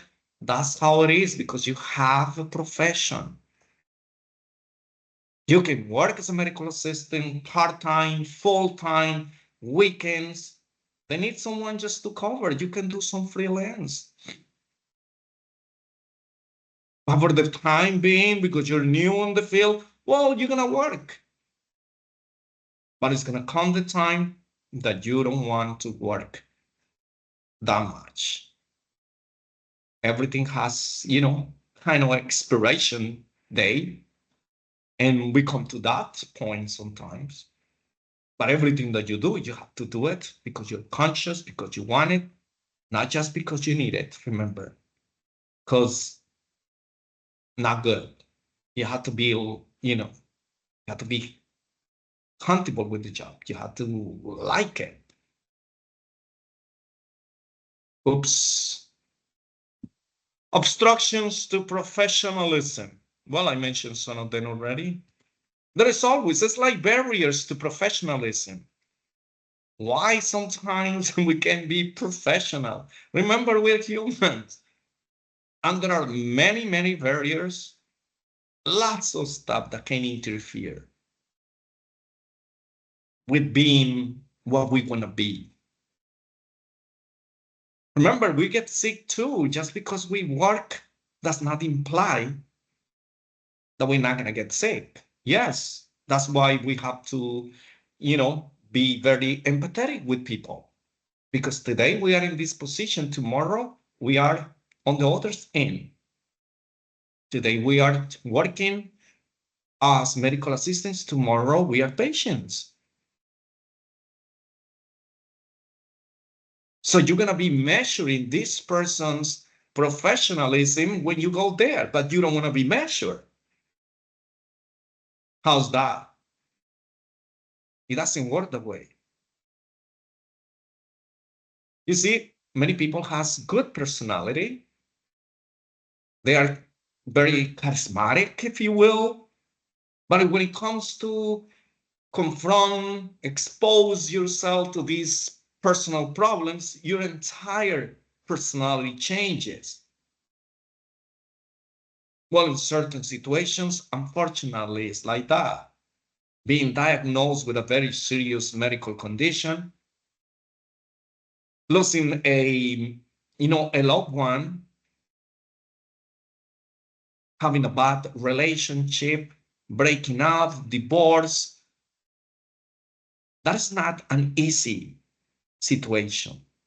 So it's going to take a toll on anyone, including you, family, friends, because we change psychologically, physically, mentally. There are a lot of things socially. See, something happens, you kind of, part away from socializing with people because of the reasons that, the issues that you're going through. So personal problems and baggage. I don't need to go through all this. You know that. We discussed this. Our personal problems should not get involved in our job. But even though if we don't want to, they are part of these barriers for professionalism, or these obstructions, or these bottlenecks for professionalism.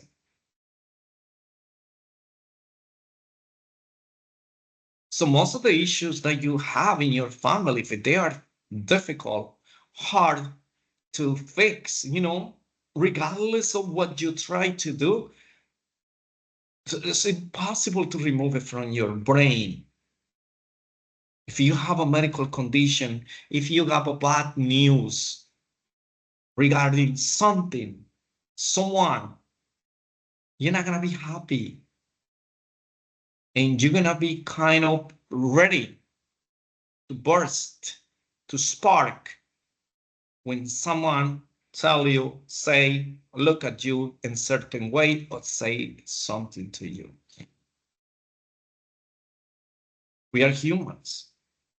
But instead of arguing with someone because we are in a bad mood, we are going through a very tough situation, what I have to do is not confront the patient.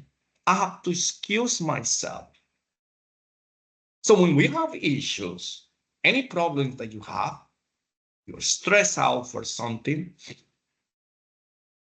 try to delegate these functions that you have to someone else. Ask your coworkers. That's why you have to be a team player. So whenever going through a rough time, you're gonna ask for help. It's not calling in sick, because this is gonna be something that is not gonna last for a minute, for an hour, for a day, for a week. Sometimes it might be longer than that. So you see, you're gonna make problems worse, because now you're gonna lose your job too. So your job, take it as a therapy. That's what I do. Can you imagine staying at home all the time and being younger? Well, when you get old, well, it's not a big deal, because actually you can do other things. But when you start working, you want to make money, and something happens, delegate these functions to someone else. I'm in the front desk. I'll give you an example. A patient comes in. I'm in a bad mood because I'm having problems. I'm not trying to show, but a little something sparks me, and somebody comes and tells me something that I don't like. I'm not going to argue with that person. I said, can you hold on a minute, Mr. and Mrs. Smith? I'm going to get someone who's going to help you, okay? Do not show that you don't want to talk to them, that you are angry. Don't show your bad attitude. Be pleasant with this person. I know someone that can help you better. And if you get along with your coworkers, hello, they're going to help you out. But when you address the other person, your coworker, don't tell them, oh, here it is. Do you remember the person that was shouting at me last time, or that person that was screaming yesterday? They just came. I don't want to deal with that person. Can you take care of them? I will not do it. So you don't talk like that. You said, hey, I have a patient right there that's asking about something because I'm kind of new. I don't know the answer. And you're really good because you've been working here before. Can you help me out with that? Oh, by the way, are you doing something so I finish that, or I help you with that? Well, you're helping me with this. See, that is called teamwork. So if I help you, you help me. If I'm being helping you, now I need your help. But I have to walk you through this. I have to channel you. I have to work you out. Not going there and complain about who's the person that you don't want to see. What makes you think that if you don't want to see them, I want to see them? Tell me. There is no way. You have to find the ways. Because remember, my problems should not interfere with my job. See? When I was working as a medical assistant, because my English was really bad, has improved a little bit, but it was no English. Anyways, so you know what I did? Sometimes, they asked me to do something like assist the doctor, and they were giving me orders, and I was like, oh my God, that was horrible.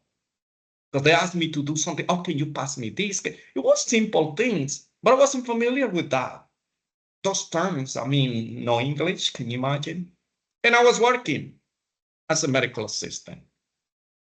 So you see, That is attitude, what gets you, good attitude, what gets you there. So I knew the stuff, but it's just that I couldn't communicate much.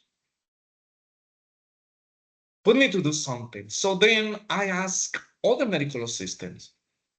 I said, oh, listen, can you assist me with the doctor doing this procedure? And you were doing some storage, some supplies, putting stuff, removing. I'm gonna do that because I was in a room over there by myself. I know where to place things. I know where things were going. I say, oh, I'm removing all from these boxes. They order some supplies. I'm gonna put it right on those shelves, putting this here and there, taking it to the rooms, putting the supplies. I'm gonna do that instead of being put there to talk and ask me questions or ordering me to do something. I always look for the way of, facilitating things for me. I wasn't going to quit my job. That was my first job. So I'm not gonna let it go. But I did the best that I could. I put myself back in school, definitely. But just working, I wasn't going to learn English. I have to go to school. But you have to do your thing. So I work in the daytime. I went to the school at night, come back at home like at around 11. And that was like for a year like that, school. And I learned a little bit. I said, okay, now it's time for me to put all this to practice. Because I was practicing every day at the workplace because I didn't have many people who spoke Spanish. And besides, I didn't want to speak Spanish because Spanish was not my first language anyways. So I was speaking Portuguese and I didn't have people who speak Portuguese. So, I was forced to learn English. So either way, not force in a way, it's just there was no other choice. Even though if I like the language, because I want to learn it, because you have to like it. Remember, if you put in yourself that you don't like this job, that you don't like to do this, you don't like to do that, well, then you're not going to be happy and you're not going to do it well. So our personal issues are going to interfere no matter what you think. It's just having solutions to those problems. It's not calling in that is going to solve these problems. Believe me, it's just going to create one more problem because I'm going to lose my job. I'm going to lose that place when I can entertain myself. See, my work is like entertainment for me. I enjoy it. I like what I do. And once again, if I didn't like it, then I have to be responsible because I have the responsibility to teach you what you need for you to do your job, to pass your exam. But then I'm working on something else while it says, okay, I'm going to be working on something else. I'm looking for another job, something that really meets my likes, my requirements, what I need to do. So don't blame it on the job all the time because we do that. We blame our, partners, whether it's a, husband, wife, girlfriend, boyfriend, for our issues.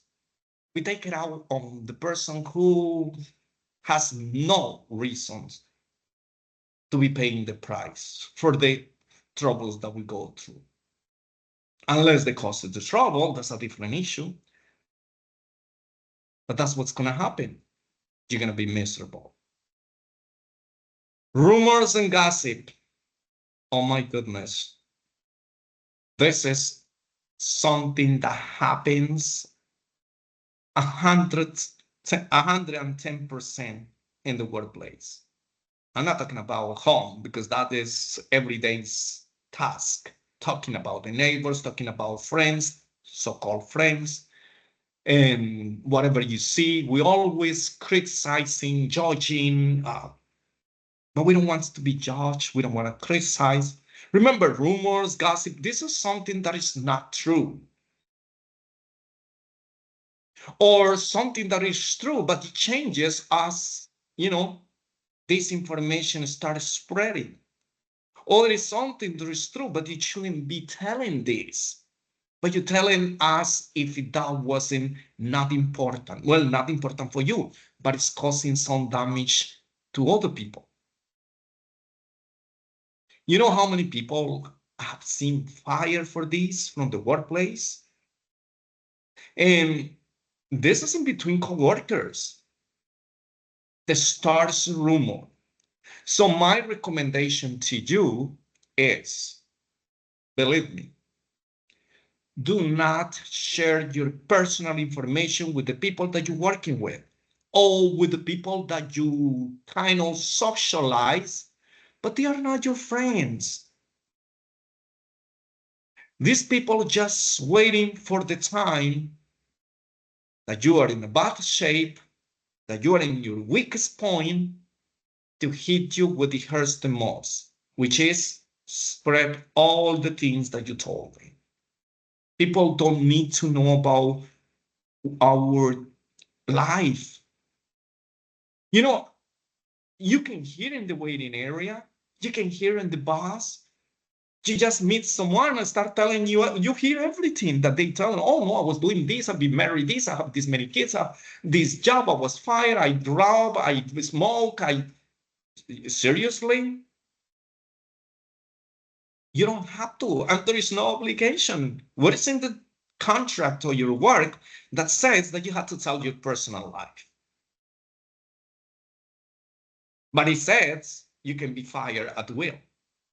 Oh, this contract is at will. Remember, for those who probably didn't hear me yesterday, whenever we have a contract in this country, it's called contract at will, which means that I can be fired without explanations or reasons at any time,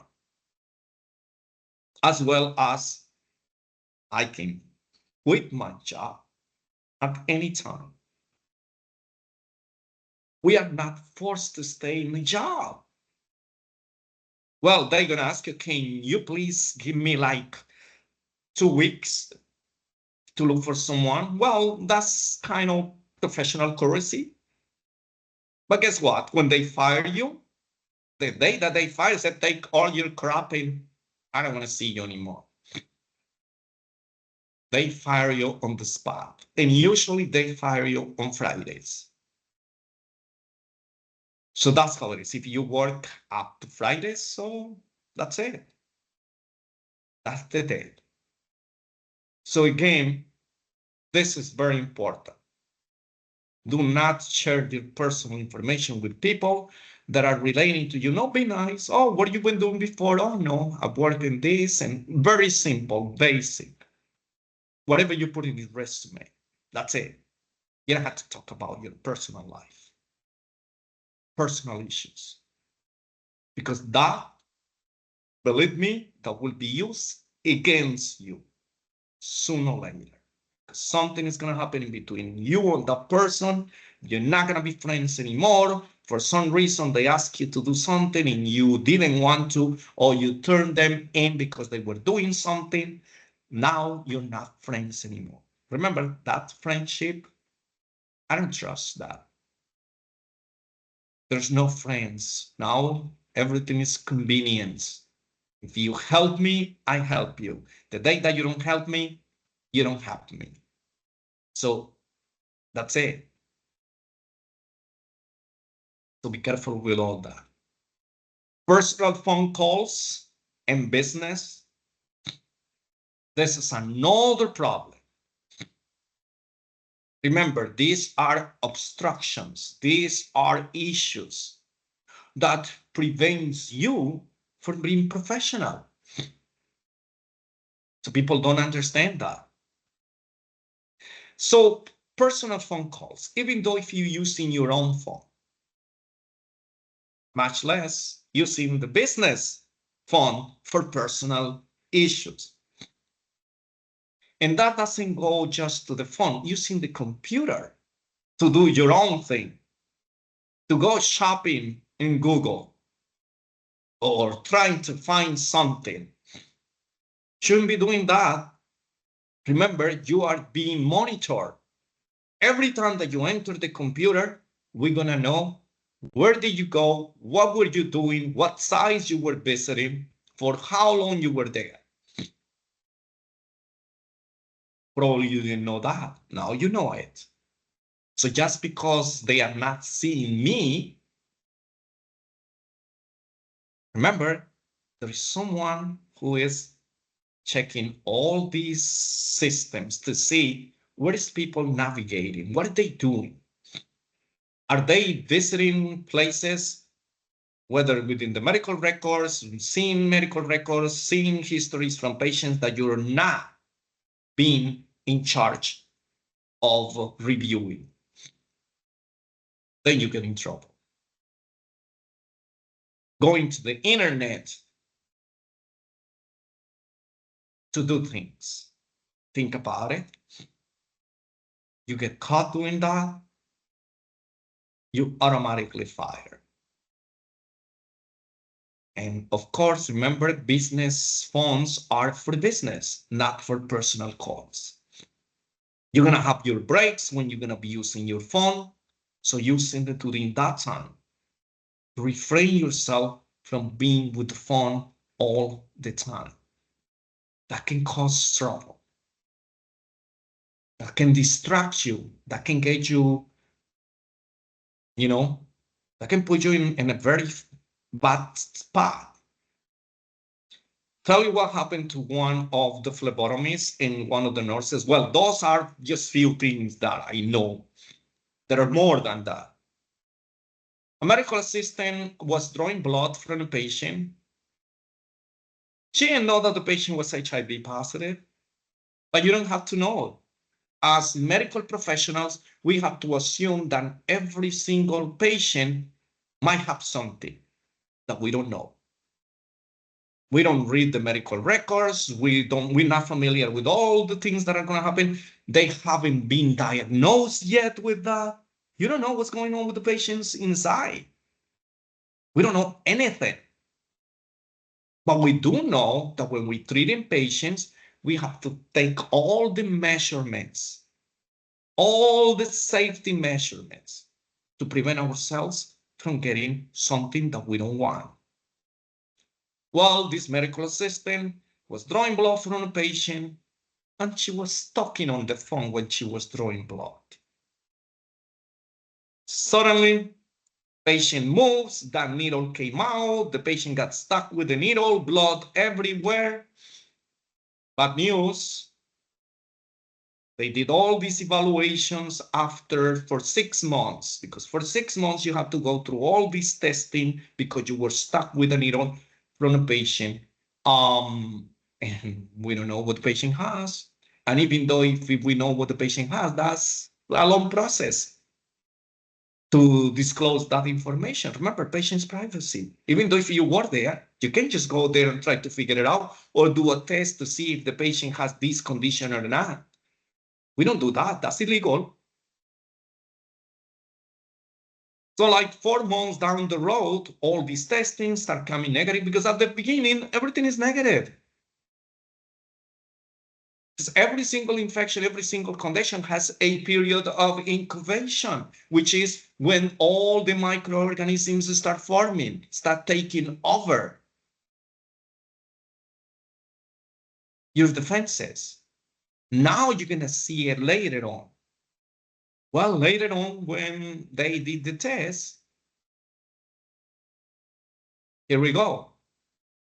HIV positive. For what? Can that call wait a little bit when I'm finishing with my patients? Particularly when you're doing something so dangerous, which is needles. You get in touch with body fluids. Now that HIV is forever. This is not something that you're going to be treating and it's gone. No. So think about that. Very serious.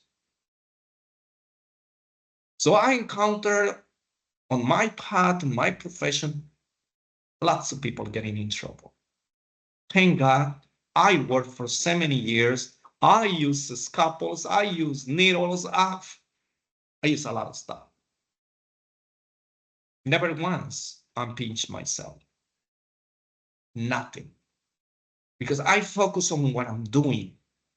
This is what I'm doing because I have to give myself 100% to the person that I'm trying to help. And I was working in the emergency where things are very hectic, very stressful. Everybody's screaming, everybody's calling, everybody's helping, everybody's showing things. Because we try to save the life of the person. With all of that, I was making sure that I would handle all this because I was focusing on what I was doing. Who's gonna be with cellular phone when you are dealing with all this? Always follow your office politics. Everything that goes within your office policies, you have to follow them. But sometimes that's the problem. It's an obstruction to you being professional because they asking you to be nice with someone who's being rude, right? They're asking you to meet certain requirements and deadlines for certain tasks for your schedule. You have to be at this time. They're not flexible with you. That's what you think. No, you have to be flexible, not the job be flexible to you. That's another thing that we have to consider. We always think that, oh, someone else needs to bend forward. You have to give up. No, this is not how it works. We work for this company, so we got to be available for them for the time that we sign up and more. So fine, follow these policies. And if you don't follow the policies, anything that you do wrong are reasons for you to be dismissed. Just to change the word instead of saying fire, because that doesn't sound good, just dismiss is better. Procrastination, before we go break. You know, procrastination means not doing the things when you were supposed to be doing them. It's when you delay things. That is procrastination. We always leave things for the last minute. And we all do that. There is no person in the world that's going to tell me that we are not procrastinators. Impossible. Now, the problem is what type of procrastination is in your workplace. You didn't meet this particular task. You have a deadline for this particular thing. You didn't accomplish. You're in trouble.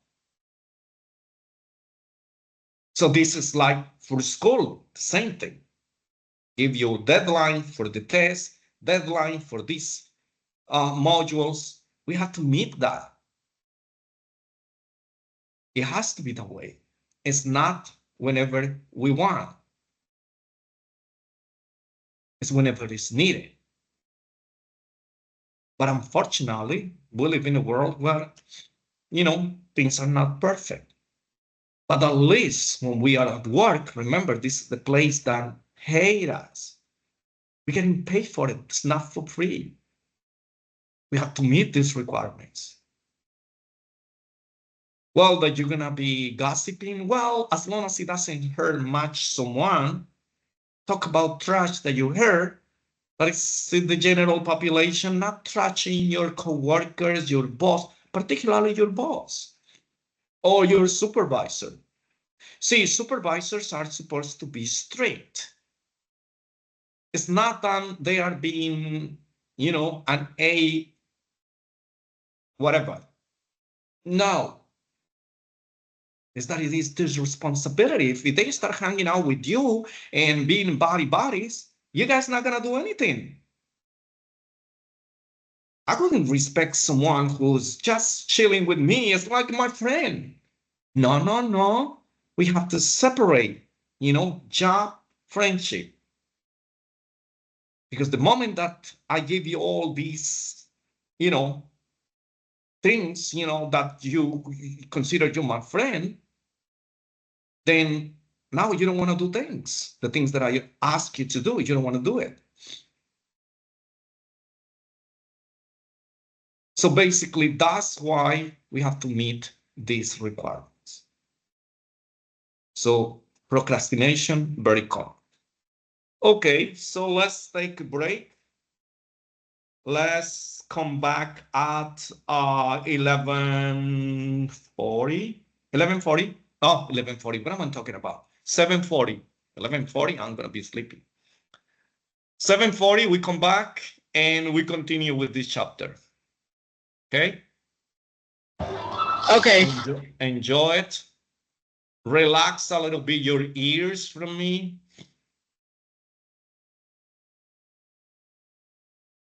Okay.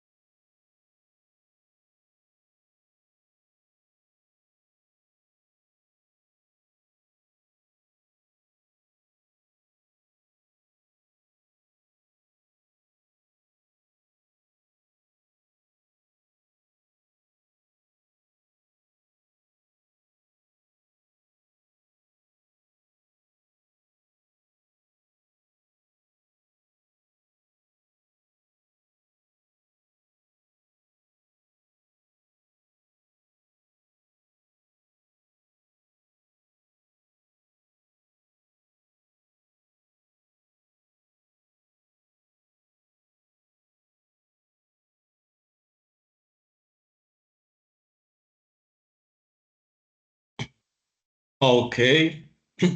So we are back from break. We are going to continue with this interesting chapter. So let's move on. I hope you guys enjoy your break as much as I enjoy mine. But the time goes really fast. Next thing we know, and the class is over.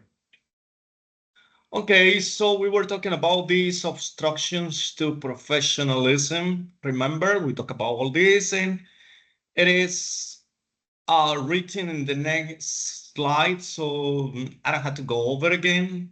So here we have personal problems and baggage. Remember, it said situations medical assistants face outside of work may be difficult to live at home. We talk about that. We give you more details.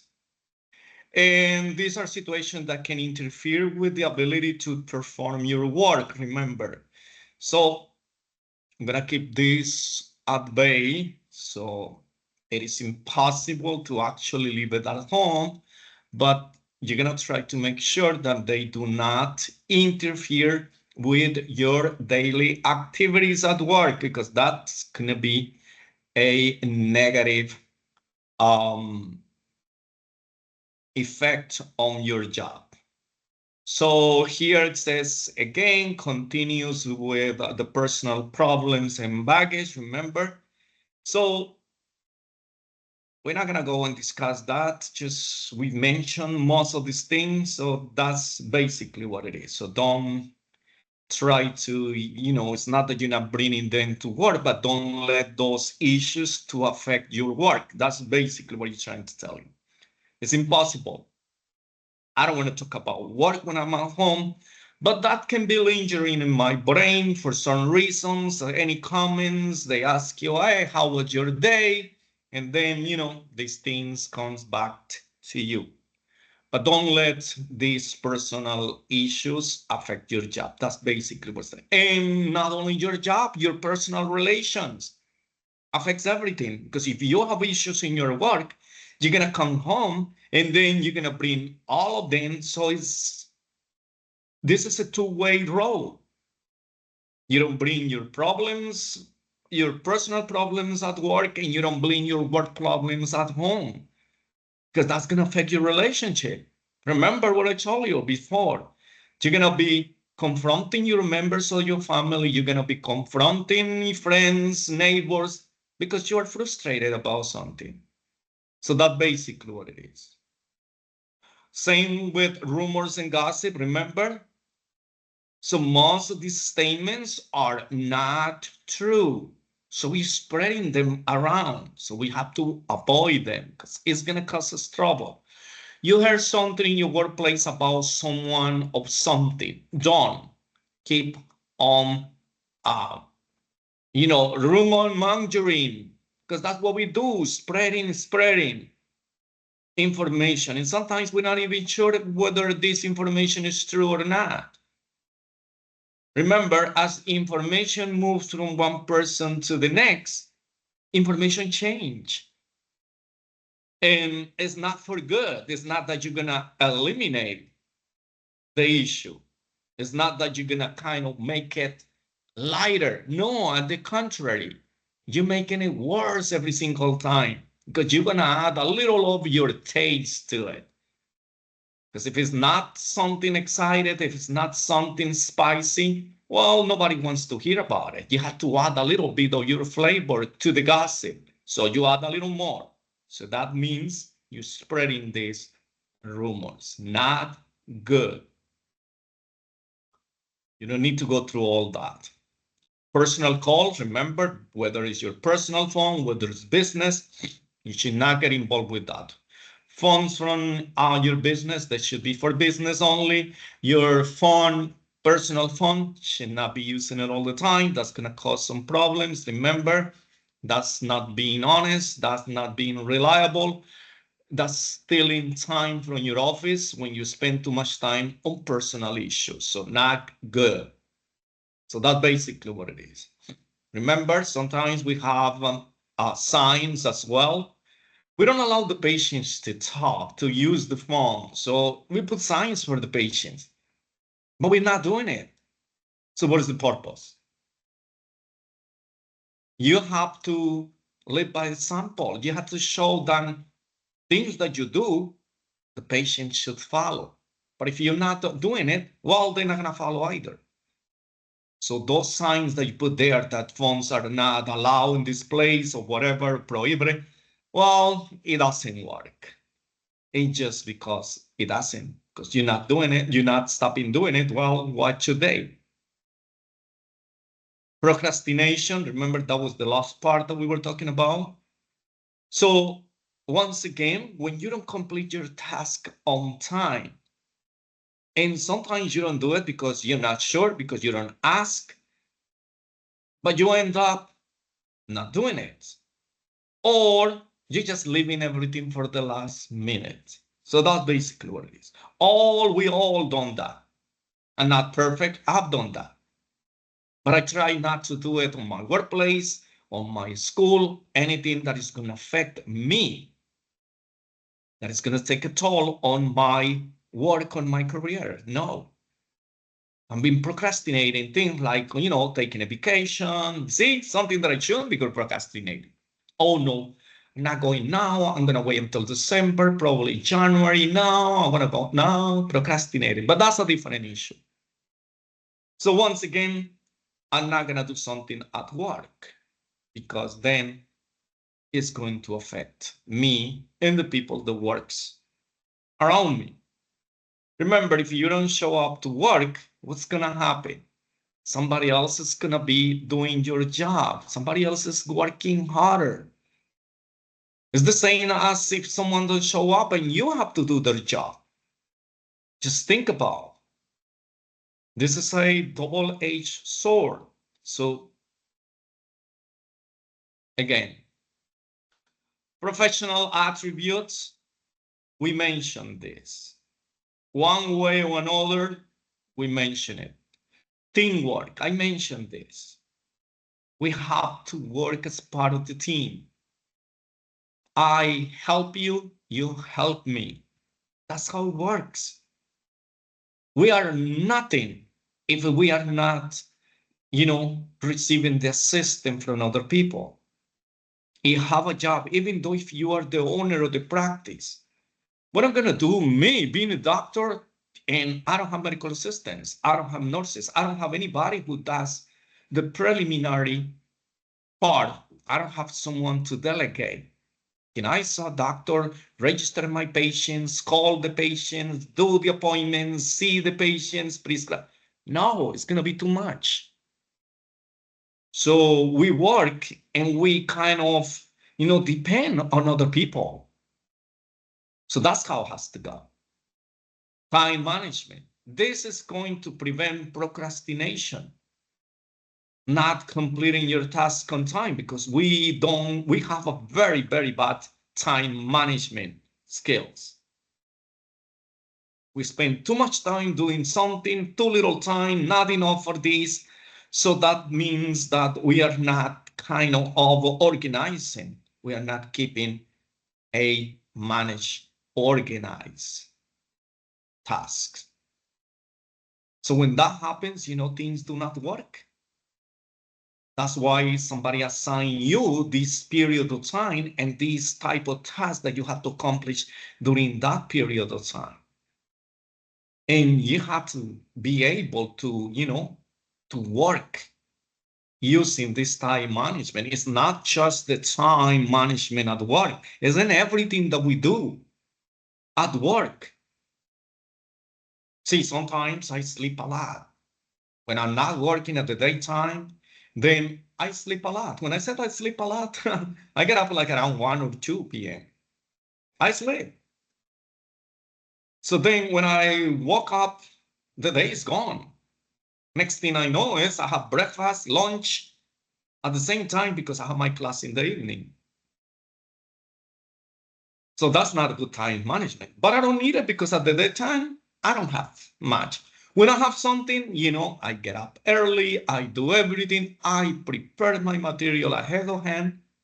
So, you have to do it because at the last minute, things do not come out right.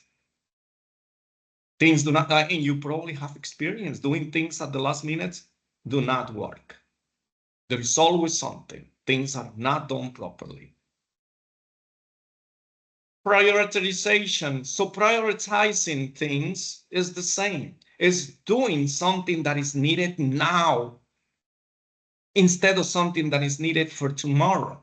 Let's finish what's needed now, leave it for later on, and then we'll leave whatever it needs to be for tomorrow, a day after, 1 week from now.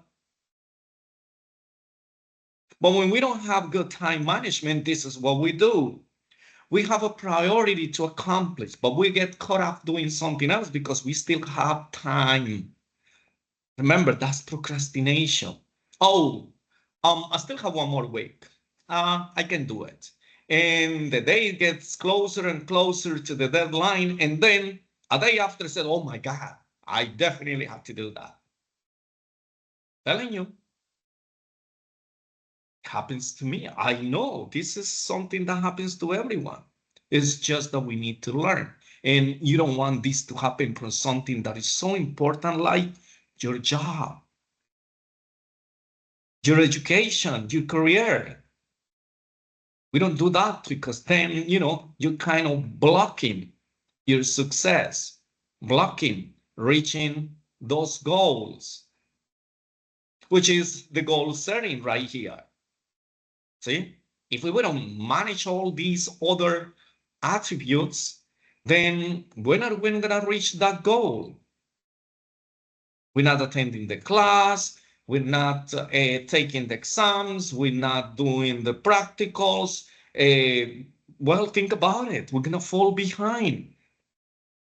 So that goal of finishing at this time is not going to be accomplished.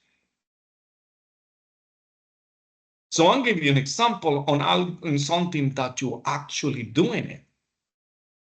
But it happens with anything. See, when I have work from school, they have a project. I start from day one. And little by little, I'm adding every day. I'm changing things because you change as you go. But then it gives me the time to fix it, to read it, to go over, to try it, see if it works, to allow someone else to read it, to give me a feedback. Versus I do at the last minute. I don't even have the time to read this information, to go over, to ask someone else to read for me, and to proofread if whatever I try to convey is exactly what this paste right there in that information that I just, gather or print or wrote or did, whatever the case may be. In our workplace, if we don't do the things the way they are supposed to be done, then we're never going to get this promotion. We're not going to get this salary raise. We're not going to get it. Probably we're going to be dismissed. And then we're going to be complaining. And then we're going to be, blaming someone else for something that is just our responsibility, our job to do.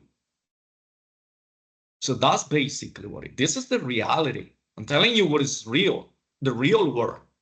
It's not just telling you what is the definition of teamwork, what is the definition of time management or prioritization or the goal setting. No, we're not talking about just giving definitions. It's applying these definitions to your workplace, to your own life.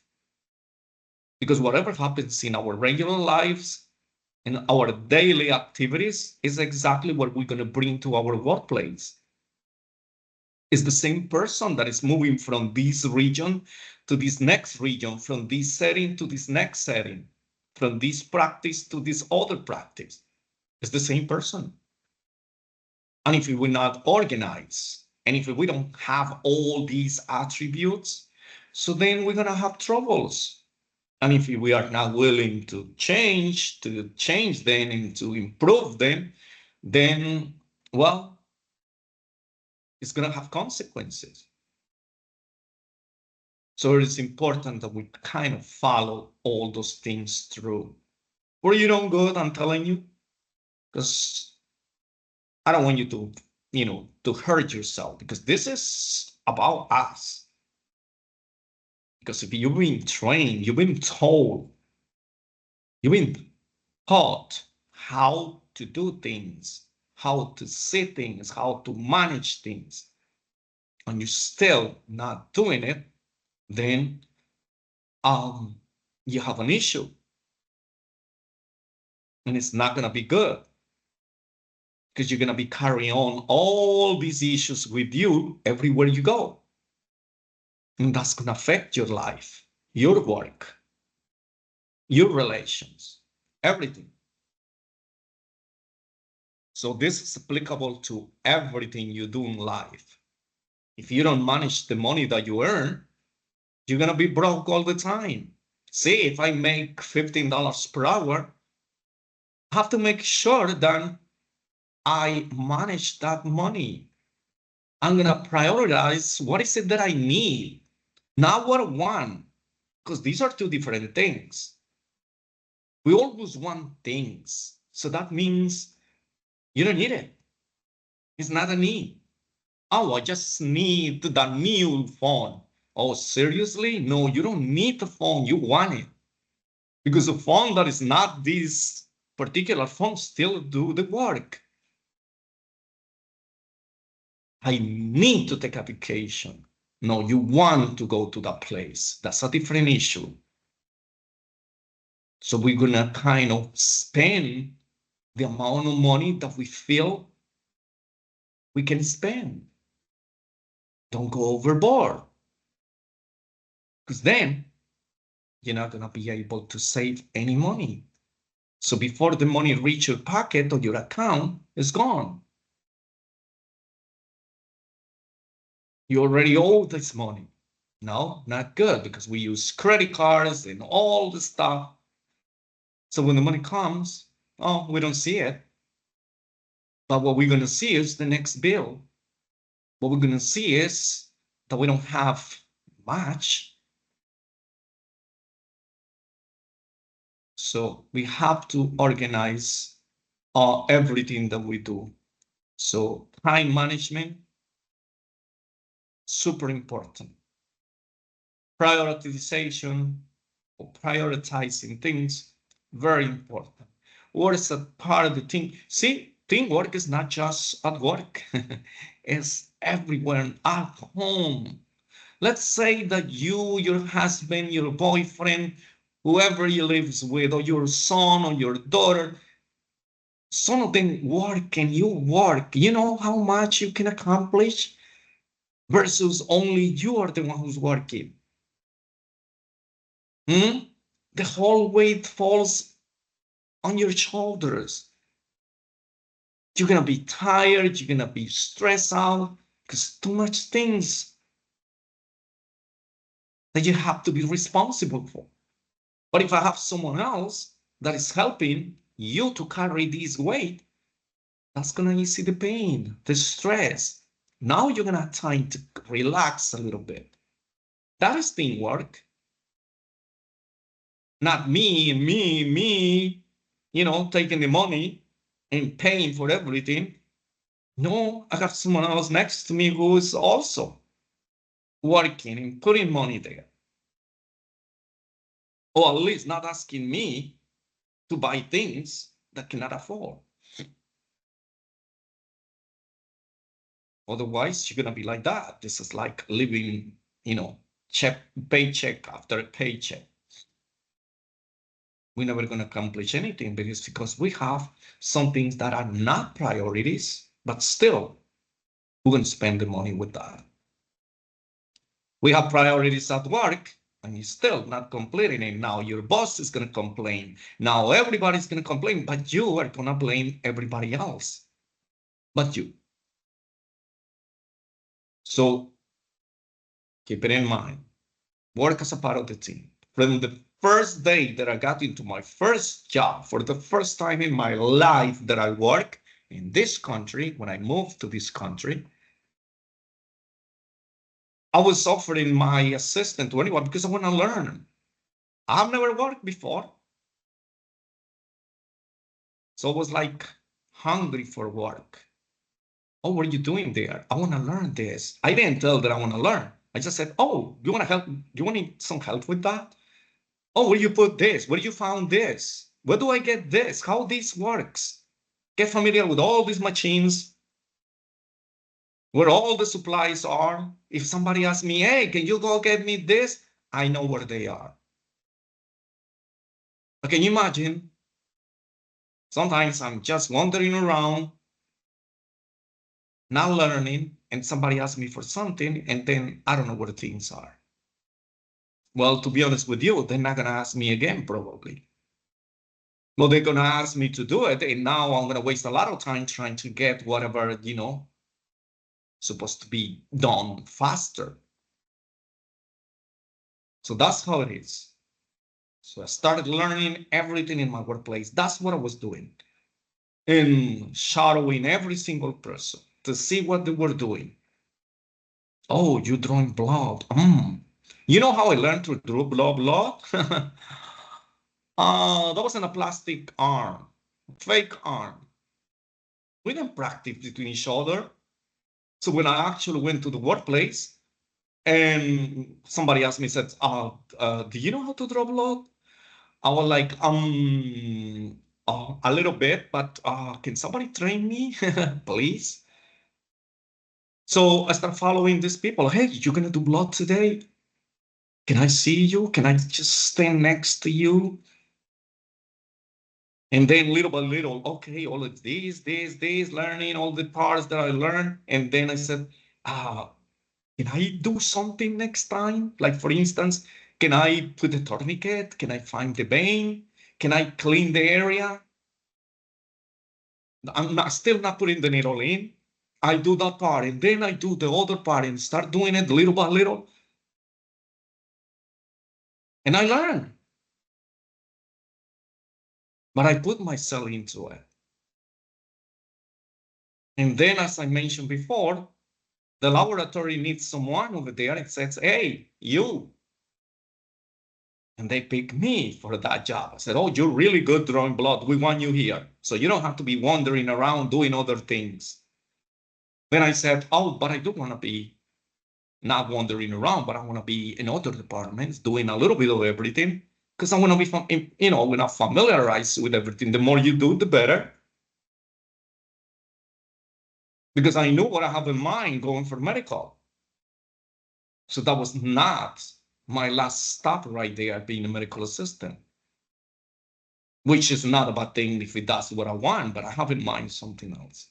And I want to learn. I want to be in every single department, in every single specialty. And I was lucky that I ended up working in a hospital. And I did have the chance to work in almost every single specialty.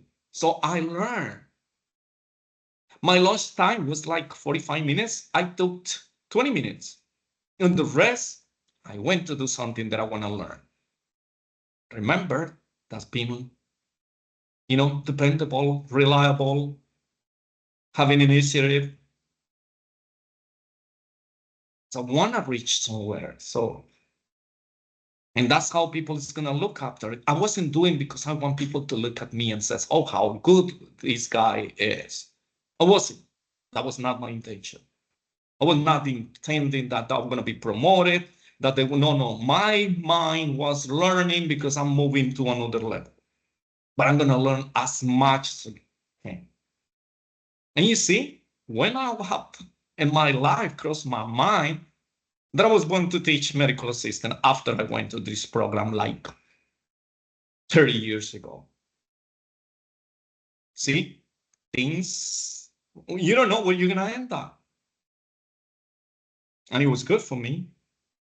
And I took these classes because I feel comfortable doing it because I have done it before. Of course, from 30 years ago, a lot of things have changed, technology particularly. How you do procedures, techniques have changed a little bit over the years. But that's what it's called, moving on with this continuing education, because you have to be up to date. And that's what, that's what the profession is all about, not to get stuck on the past, move on with the flow, with technology.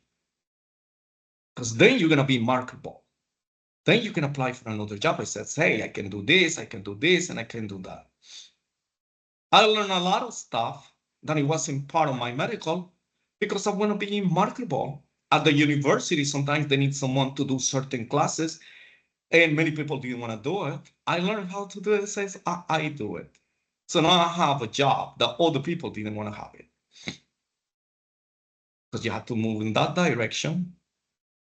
So learning, you never stop learning. Always, every single day I learn.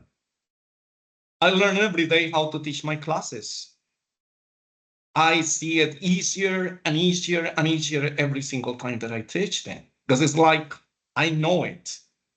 But if I don't practice, if I don't do it, or I don't do it well, and always just being sloppy, well, then I'm not gonna do well. And that's what I want you to do. Teamwork, we know already. I already explained you. We have to work as part of the team. There is no way that you can do things on your own. That's it. And this is one of those questions that usually are asked during interviews. So they don't tell you, oh, are you a team player? No, they don't ask you like that. Teamwork, team player is the same. They're gonna ask you, they give you an example. So, okay, so let's say that you have a project to do. So would you rather do it by yourself or you want to work with someone else? So most of the people that don't like to be a part of the team, that don't trust someone else,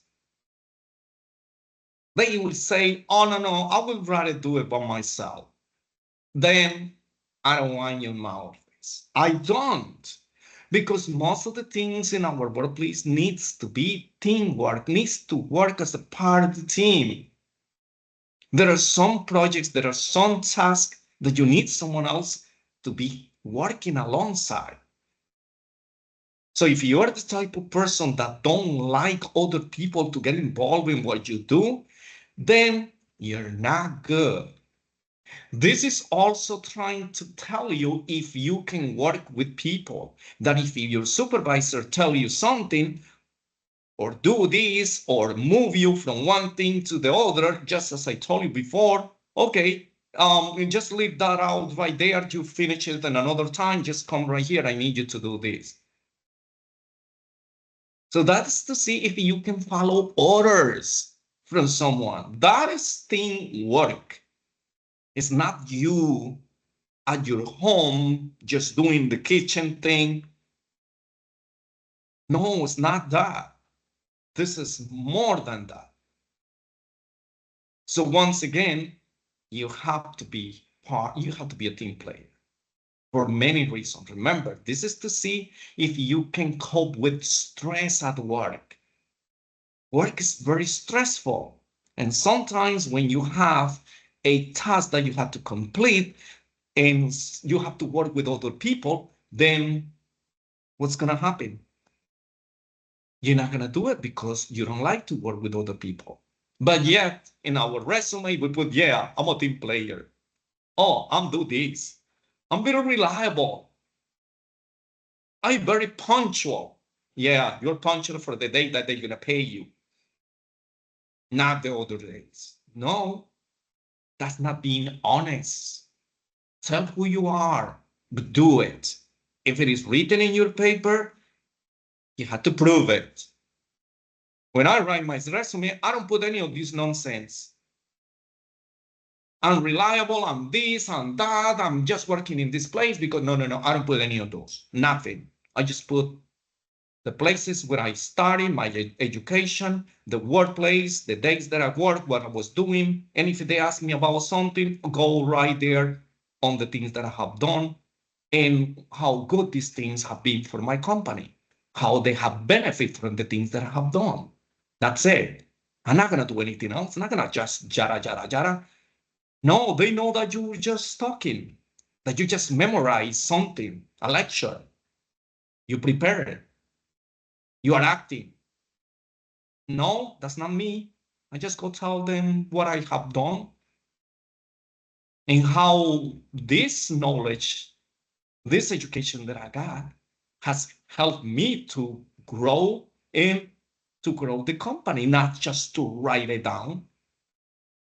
It's proving you have what you have done for them. So that's basically what it is. We have to work always team players. Remember, we always need a hand. We always need someone who's going to be on our side, somebody who's going to be working with us, somebody who can, with the pen, oh, listen, can you take over this? Listen, I have to do something. Am I not feeling good that day? I might have body, belly ache or stomach ache, whatever you want to call. Maybe I have diarrhea. I have to be in the bathroom many times. Hello, this is human. This is things that happens. And can you cover for me? I'm not feeling so well. But then I cover for them. I help them. That's how it is. What you do with one hand, you gotta help you with the other one too. That's how it works. See, use time efficiently. Once again, when you have a due date, things has to be done.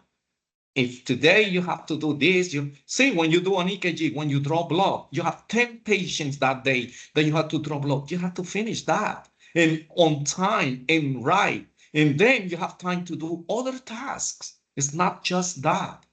But if you don't manage your time, you're going to be falling behind. Now it is 5 p.m. and still you haven't accomplished certain things. You have to stay late. But then you want to leave early. You want to leave at the time that it is. But you haven't finished. Oh, I do it tomorrow. Procrastination, because you do not manage your time. So once again, prioritizing things is the way to manage the time. It's the way, because you're going to do things that are more important first. But it's not what you think that is important, it's what is needed for them. Because sometimes, remember, once again, we're doing something and somebody pull us from doing that to do something else. We get a little, we take offense on that. Oh, I was working this. Oh, I was doing this. How's that? I haven't finished. And now you said, and now I'm not going to finish. That's how we are. I hear my son saying that all the time. I said, Alex, can you please do this?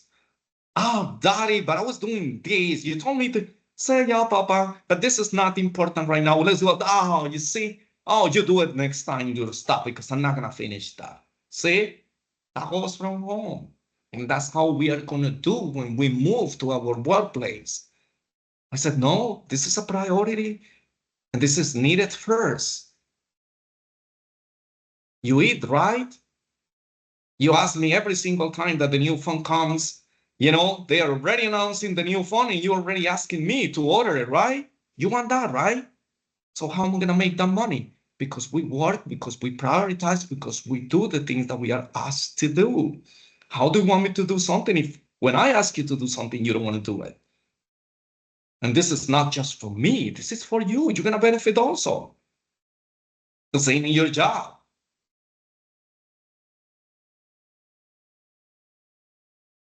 So you have to learn and you have to apply it. It's not just talking about it, remember. It's not about just giving definitions about this. It's how this applies to your workplace. Because this is the most important thing. Prioritizing, once again, the most important thing goes first. See, when we are in the medical, prioritizing is not just the task that you have to complete, but your patients. When your patient shows up and the patient says, listen, I'm having problems breathing, because they don't say I have shortness of breath. They're not going to talk to you like that. I have difficulty breathing. I have problems breathing. I can't breathe. I have palpitation. They don't say palpitations. I have chest pain. My chest hurts. Versus someone who says, oh, well, I'm here because I have a follow-up appointment. Would you consider should go first? That's prioritizing. Because this person can go into a myocardial infarction, a heart attack. But you didn't pay attention to the signs and the complaints because you were not knowledge, you didn't have the knowledge of it, you just didn't care. So we have to prioritize. That's what we call triage, when we have to sort out the most serious cases to be seen first. That's going to happen in hospitals. That's going to happen in clinics. Somebody comes here bleeding. Okay, it's cut, it's bleeding now. This person actually can die. Oh no, but this one came first and this one comes for a medication refill. Seriously. This is not about that. When we have to prioritize, I'm very sorry, but I have to go over certain things. But then, we have to explain. I'm very sorry, Mr. and Mrs. Smith. We have this is an emergency. This is an urgency. This is a situation that has to be addressed. See, the person is bleeding. So we're going to take care of that person first. So you have to talk. You have to, explain the patient who was going to be next. It's not that we have all the rights. Remember, in our workplace, we're just someone who, knows a little bit more, and you are the one who is kind of trying to organize so you have a nice workflow. So you don't go over the policies of the company. So we follow those things because this goes beyond what is considered normal. So we have to do that. So that's priority. Goal settings, we talk about that a little bit. Oh, what is this? Okay, right here. When you have goals, remember, let's put it in a way of a project, a program, a career, a job that you're looking for. What is it that you want? So whenever you set up goals, they have to be reasonable, meaning they have to be real. You can't say, okay, you know what? In 5 years from now, I have to be a doctor. Well, that's not reasonable. It's not. How can you be a doctor in 5 years? Being a doctor takes 7 years at least. So you're not being reasonable. Oh, I'm going to buy a house in 1 year. Well, do you have the money right now? Do you have a down payment? You have a good job? First of all, in order for you to get a house, you have to have at least 2 years of taxes, and those taxes has to be a certain amount of money that you make, because that's what qualifies you to get a loan. So, wait a minute. You have to be reasonable. Put goals that are, set up goals that are reasonable. That are you can accomplish them. Don't put goals that are a long period of time for you to accomplish, because anything can happen. Do it like periodically. Do it like short time goals. And eventually you will get it. They have to be measurable. Well, once again, you have to see, you have to measure again how long it's going to take. What is going to be involved? Do I have the means? Do I have the money? Do I have the time? So not only done, what I want. This is what I want. I have this in mind. Yeah, I wanted to marry Miss Universe. Is that reasonable? Probably not. So something that it is real, that is feasible, that you can see it happening. Many things you can get it if you put yourself into it. But again, If you don't have the time to commit to it, how you can reach that goal? I don't have the means. I don't have the money to pay for this or for that. How can I buy it? How can I complete this if I don't have the time? Nor the money. I don't have support from other people. I'm by myself. I'm not making enough money. I don't even have a job. But then we're thinking too big. No, set up, all these goals that are reasonable, measurable. Write the plan. That's what it said, written down. Write a plan, how you're gonna do it, when you're gonna start, what is gonna be the first,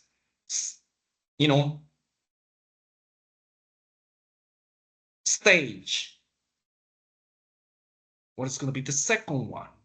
When I finish this one, I'm gonna move to the next one and to the next one.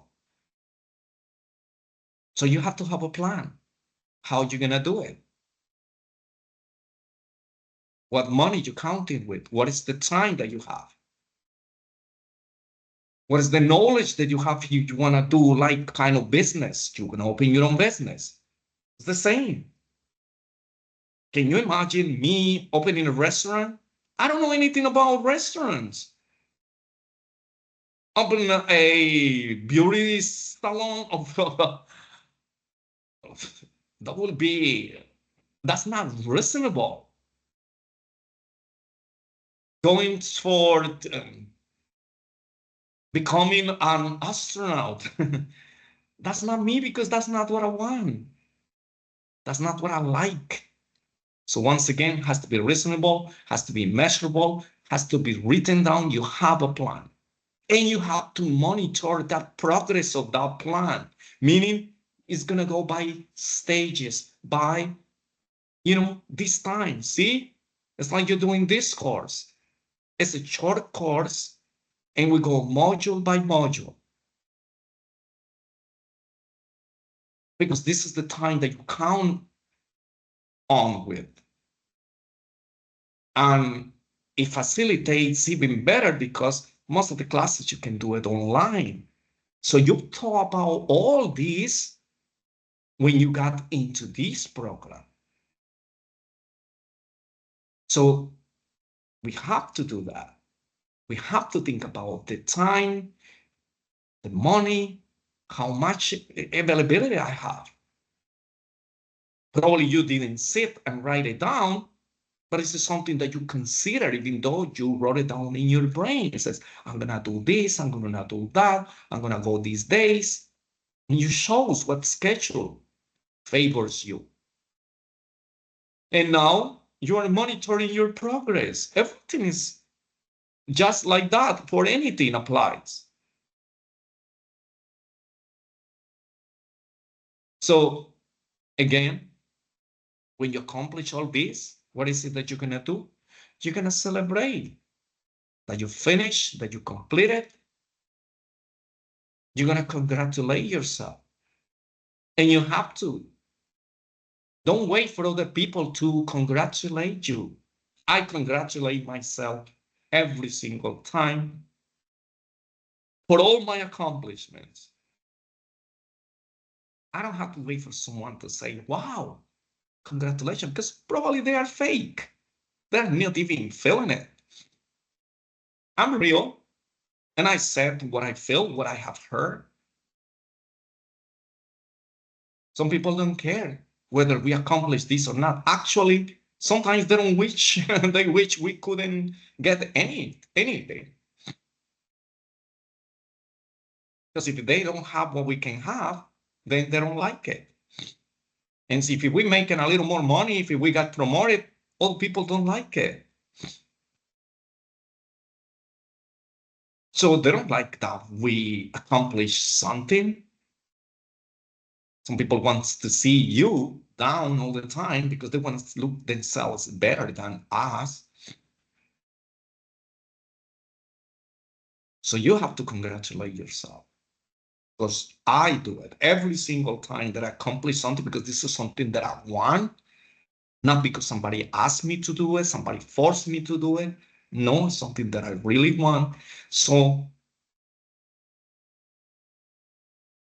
I gave myself a pat on the back. I said, hey, you got it. You did it. See, you accomplished it. Have to be proud of the things that you do, you accomplish. It doesn't matter how small they are. Some people don't get that far. Some people don't do it. Not everybody's a medical assistant, are they?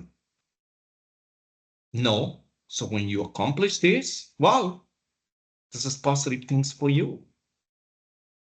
Something that is going to make the difference between someone who applies for a job and they ask you, okay, so what is your experience? What are you applying for? What do you want actually with this job? Oh, no, just put me to do anything. Now you're not gonna say that, put me to do anything. Now, I can clean, I can do this, I can cook. No, no, no, no, no, no. I can do this, I can do that with my patients. I can draw blood, I can do electrocardiograms, I can do vital signs, I can answer the phones, I can verify the patient's insurance, I can collect co-payments, I know about medical insurances. That is a lot. I know how to do referrals, I know how to collect urine, I know how to give instructions to the patient for that particular procedure. I know how to assist the doctor doing this procedure, and that, and so on and so forth. See all the accomplishments? I mean, who else can say that? Unless you're a medical assistant, you cannot have no idea. So there's a lot of stuff that you're learning, and you should be proud, feel proud of whatever you do. I was very proud of being a medical assistant. It was the best thing that happens to me because it opens every single door for me. All the things that I have, even now, something that I never thought was going to, it was going to be helpful for me being a medical assistant, not just on the job, but now not just working on the medical field in a hospital, but here now, see, because I learned it and I learned it well. And every day I'm learning more.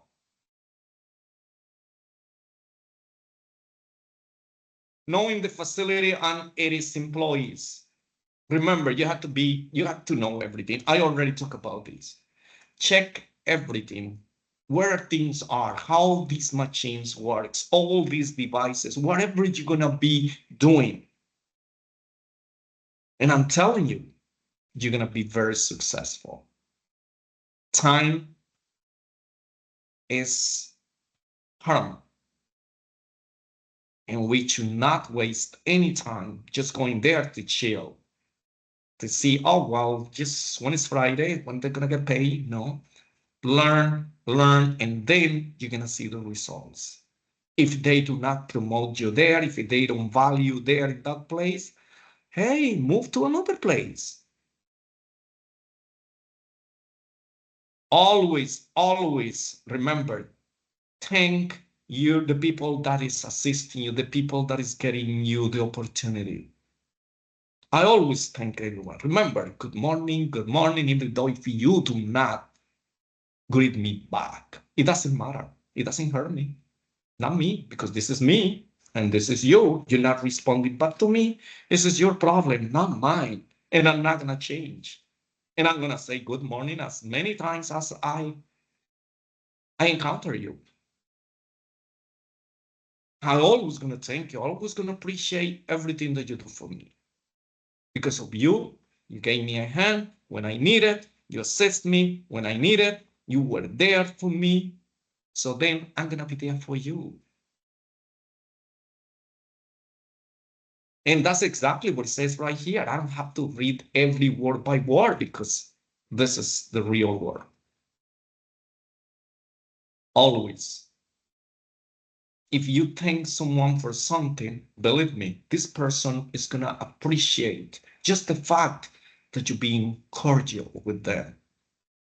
You're being nice with them. And do it because you want to, not because you want to impress someone, because then you're being fake. That's not being loyal. That's not being honest. And then you're going to be regretting it later on if they don't help you. Oh, this person, I was helping them, but now that I need their help, they're not helping me. Guess what? Next time, I'm not going to help them. Then you didn't do it because you actually wanted to do it. Remember, this is a teamwork. So sometimes we're not doing it for the person that is next to us, for this coworker. You're doing it for the practice, the person that is the facility that's paying you. You're doing it to the service of these patients that are paying money so they can pay us. That's how you have to look at things. It's not that I'm helping this one. No, I'm not helping them and their personal issues. No, I'm helping them on my workplace. Yes, sometimes they just rely too much on us and they want to delegate a lot of stuff to us. But you know what? Who's learning? You. Because at the end of the day, you learn a lot. I was put to do a lot of stuff that it was not what I have to do. It was it's part of my job description, but it was not something that I have to do. Because doing your job is not what I have to do. But sometimes, many times, I end up doing somebody else's job. They ask me to do it, say, oh, listen, you want to do this? But, oh, somebody asked me that to tell you to do this. I didn't argue. I didn't confront them, even though if I found out that was not the truth, you know, at the end of the day, you're doing me a favor because I'm learning more. And I'm busy. My mind is working. It's going to be a payback time. And that is not me confronting you or not helping you. It's going to be me being promoted. It's being me moving up the ladder. That's me. I always see things in a positive way, not negative. If you ask me to do something that I wasn't supposed to do, that was your job, and you put me to do that, no worries, because next time I know what you were doing, I know what I'm doing, I'm learning, and I can do things a lot easier. It's not good to be abusing someone, giving their jobs. Oh, it's my job, and now I'm putting you to do that. It's going to happen because you're going to be the new kid on the block. Somebody's going to be trying to, give you more than you're supposed to, but take it. Don't complain. The moment that you go and complain to the supervisor, to the office manager, to the doctor, that this person gave you something that is their job, you are the problem. You are the problem. I'm telling you. I can sign you up 100% right now for that. Because it happens. I've seen it. And I've seen people being fired for that because they go and complain. Remember, these people has been there longer than you. So if they still there, what makes you think that you're going to go there and change things? Tell me. No one. You are not going to change the practice. You're not going to change how people behave on that practice. You got to do your change. Each person individually got to do their change. And if you don't change and if the management don't see it, then we're not going to go there and try to do things against these people because that's going to fire back. That's going to backfire on you. Not good. So now you are the trouble. Listen, I've seen a lot of stuff. I've seen remember, we always say, oh, this is not fair. We always complain about things not being fair, don't we? But who told you that life is fair? We take advantage of people one way or another. Well, they take advantage of us. But that's not good, right? We can take advantage of other people, but it's not good that they do the same to us. We mistreat our patients when they come to the office, thinking that, wow, I control this circus. I'm the king right here. I'm the queen. So whoever comes here, if you want to be here, you got to follow what I said. No. But then when you are in their position, then you see things differently. That's why you have to be empathetic. Look, use empathy. Because if you don't use empathy, you're going to suffer in different ways. Remember, don't take things personal. Treat others the way that you would like to be treated. It sounds like an old cliche, but it's true. Patients always, they always right, regardless, because they are the one who brings the money. Once again, what is the office, the hospital gonna do without patients? Nothing. We don't need medical assistants. We don't need medical doctors. We don't need nurses. We don't need assistants. We don't need no one. There's no patients. So we need the patients. We need the clients. That's how business runs. That's how we can make the money. That's what we get an education. That's what we get certificates, licenses, because we're gonna find a job when we can take care of these people. But remember, we're gonna take care of them, not the other way around. Good. Documentation. So when we talk about documentation, means all the information that we collect from our patients has to be documented. That's number one. The way that we document, thank God now for technology, because now everything is print. So now means that is legible. Remember, not long ago, we had to write those medical records, the prescriptions. Who can read the doctor's writing? I couldn't even understand what I wrote for my patients because I was writing without looking at the paper. I was talking to my patient and I was writing like this, and then I said, oh my God, what was that? Well, that's the purpose. It was done that way so people don't understand. If somebody encounters the medical record and is going to read, what is this? As soon as they start trying to read, it says, oh no, I give up. So for confidentiality, that was one of the reasons. That's why doctors write, medical terms and using acronyms and using abbreviations. So when someone who's not trained on this field is going to read that, they're not going to understand it.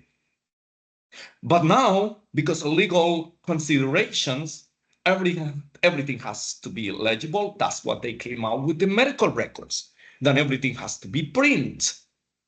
Everybody has to read and understand what is written there. So if you committed malpractice, you cannot say, no, what I'm trying to say right here was this. And then says, oh, well, that word sounds like, looks like, so probably it's true. So the benefit of the doubt. Every information in the medical records needs to be completed before it's signed out by the doctor. So all the information that the doctor collects from the patient, the doctor has to sign up after. But there sometimes has to wait for blood results, for test results, imaging reports, procedures that has to be done. So they have to sign every single time. If you enter the vital signs on the medical records, you have to enter your initials. If you remember, for those who did EKG with me, you have to enter your initials. The operator's initials is not, you don't have to sign. The only one who signs documents is the doctor. Everybody else, sign initials. You're going to initial it, doctor's going to sign it. But every information has to be completed within the medical records. Then the doctor reviews that everything is there. You have to sign up. That's part of your job too, that if you see a medical records that is not being signed within 24 hours, you can bring it to the attention of the doctor. Hi, Dr. A, Dr. B, Dr. C. Don't forget to, sign up your medical records. It's not signed. Oh, thank you for letting me know. It's not that you're going to give orders. You're just going to go tell them, oh, I happen to come across one of your medical records that was entering some information and you haven't signed it yet. Oh, sure. Oh, thank you. What patient was that? Sure. Every time that you document something had to be facts, not opinions. Your opinions, the doctor's opinions, the nurse's opinions, there are opinions. These are not facts. It's what you think. That should not be written in medical records. That should not be written in legal documents because medical records are legal documents. Oh, the patient came here complaining about chest pain, but I think that it was not a chest pain. I think that the patient has something else. This is not what you think. What the patient said is what you're going to write down, period. We're not going to make comments, criticize, judge our patients due to religion, sexual orientation, disability. None of these comments should be written there. It says right there, state what was actually witnessed. So again, not something that you heard, see, or a rumor, or somebody told you, oh, I heard that the patient say this. Well, if it is not proven, if the patient didn't say it to you, I'm not going to record it. The person that heard that has to enter that information. Never use sarcastic language. Remember, we don't write down opinions, well, sarcasms either. So again, it's very important. Oh, yeah. That person says that it was having this one. Actually, I don't believe that was that. So not, it's just an opinion, but you're being sarcastic. You're not being serious. You're not taking the complaints of your patients seriously. So that's not good. If it needs to make corrections, you have to make the corrections when you find the errors.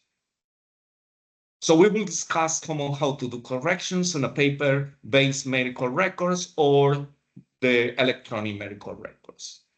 But you should not leave something that it was unintentionally marked as an error.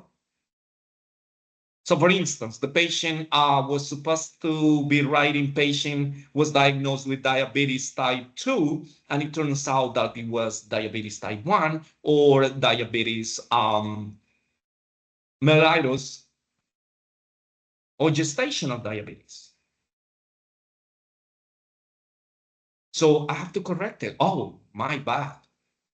I wrote down diabetes type 1. This patient has diabetes type 2. I was thinking about something else. It happens. The blood pressure, you recorded wrong. The medications, you prescribe one thing, but you wrote something else. You have to correct that. And the person that corrects this has to be the person who made the entry. If you didn't make the entry, you didn't document it, you shouldn't be correcting anything. Now you should be alerting the person that made the mistake, just in case you go over something and you encounter that mistake, and then you said, oh, doctor, I just came across one of the statements that you made because I saw when you sent me for this test and when I did the referral that you wrote this, but it wasn't that. You want to take a second look at that? If I'm not mistaken, probably I was mistaken. But, I mean, just check it out. I think that maybe I read it wrong, but I just want you to make sure. We as doctors, we're going to appreciate that. See, it happens to me. I prescribe a medication to a patient who was allergic to the medication. Not that I didn't ask, it was written in the medical records, but I think emergency is a different role. We are so busy and so overwhelmed, so many stuff. And then the nurse, when I ask the nurse and I get the prescription to give it to the patient because the nurse has to discharge the patient, right? So when you're in emergency, so I gave the patient, the nurse, the chart, that's the medical record, and she went and entered that information in the computer to discharge the patient and gave the patient the discharge paper. And she came up to me And she says, "Oh, Dr. Hoyer, um, I checked this medication that you prescribed, but you see, here in the medical records, it says the medical chart says that the patient actually is allergic to the medication, not directly to the medication, but one of the ingredients, one of the contents of the medication." I said, "Wow, thank you so much. Let's change the medication." So this is nothing wrong. Now that is different if the nurse approaches me and tells me, "Hey, Dr. Hoyer, you make a mistake right here. You don't know what you're doing. See, you almost killed the patient. What if I didn't notice this? If I was someone else, I didn't even tell you, so I get you in trouble." That's not how you address situations.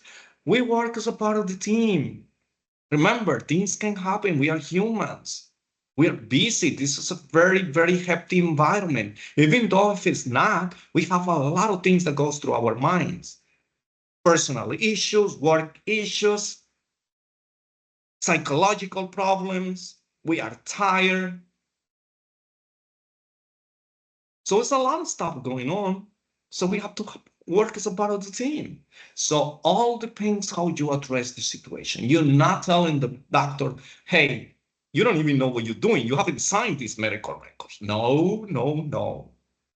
You need to know what to say. Or otherwise, tell someone else, "Listen, I was checking something and I saw, that probably the medical doctor making it right." Don't make it as a rumor. Don't make it as a gossip. Make it because you don't know how to address the situation and you want someone to tell the doctor. That is it, particularly your office manager. You go there not to tell as a gossip, as like making the patient, the doctor or the nurse making look bad, because that's really bad. We don't do like that. So we're not being honest to our job, not being loyal to our doctors. We're just thinking about ourselves. Not good. Note taking, once again, it's the same thing. We're always gonna have, remember that I told you, whenever you start doing your internship and thereafter, take a notepad. Write down things that you're not familiar with so you don't have to be asking all the time. I always have my notes. I always have my emergency book, a very little booklet. Patient with heart attack, how are we gonna do it? What's the first step? What is the second step? What medication we're gonna give this patient? Who should I call? What should I do next? So those are the things that you know. I mean, we're not genius. Nobody is. So it takes these things easy because we need to make the job right for you, for your patient. Because if you don't do right, you know what's gonna happen. You're gonna get in trouble. So that's basically what it is. So always, always, always be prepared because we don't know it all. But yes, we have the tools to help ourselves. Always ask when you're not sure. Remember, there's nothing wrong with that. It's just that you do not ask the same thing over and over every single time you are encountering this situation, because then it becomes a problem. You're not learning, you're not paying attention. That's why you have your notebook right there and writing things so next time I don't have to bother you. But I do reassure myself that I'm doing the right thing. So just to make sure. So last time, I asked you about this, we do it like this, I write my notes and things like that, just to make sure you remember that you don't not gonna get yourself in trouble, you're not gonna get your patient in trouble. You're gonna do the right thing.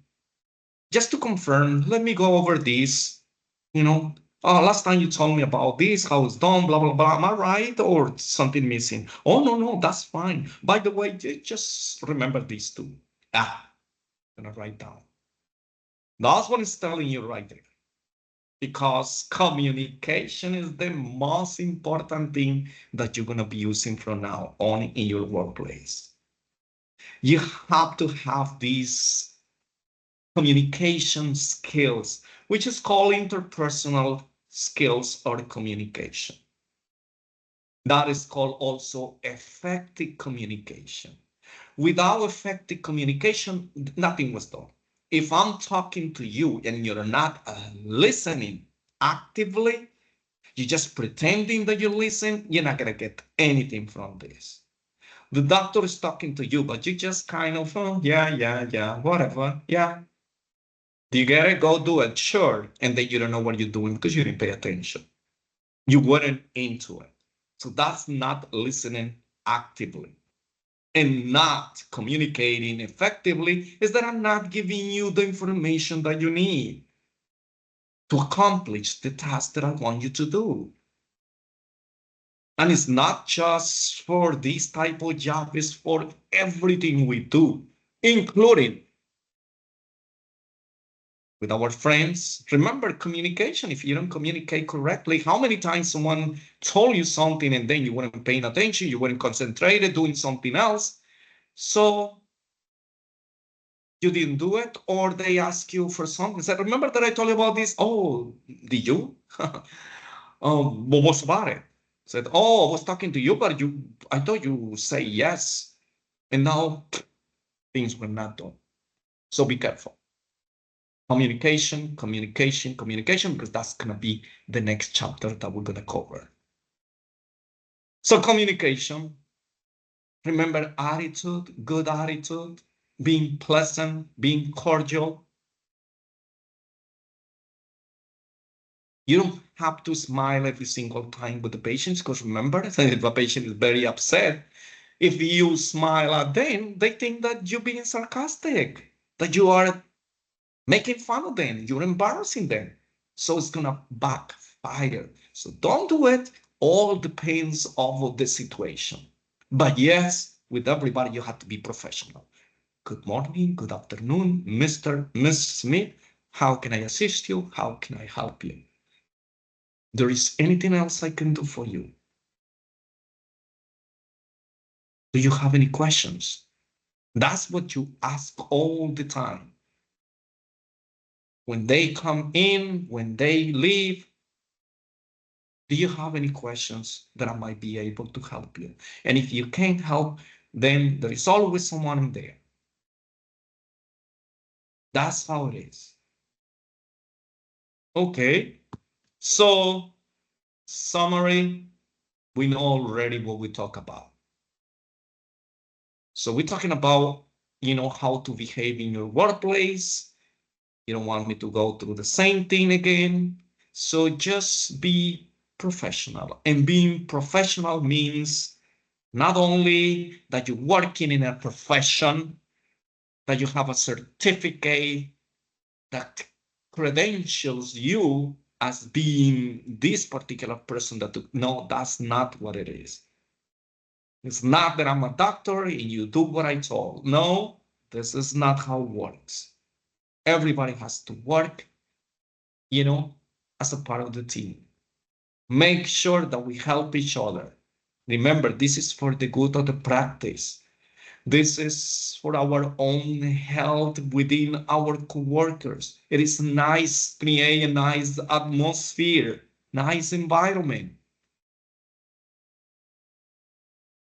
So that's basically what it is. Try to help everyone, and trying to help someone else is not telling them, can I help you with this? No, it's not giving them more work to do by not showing up, but being late.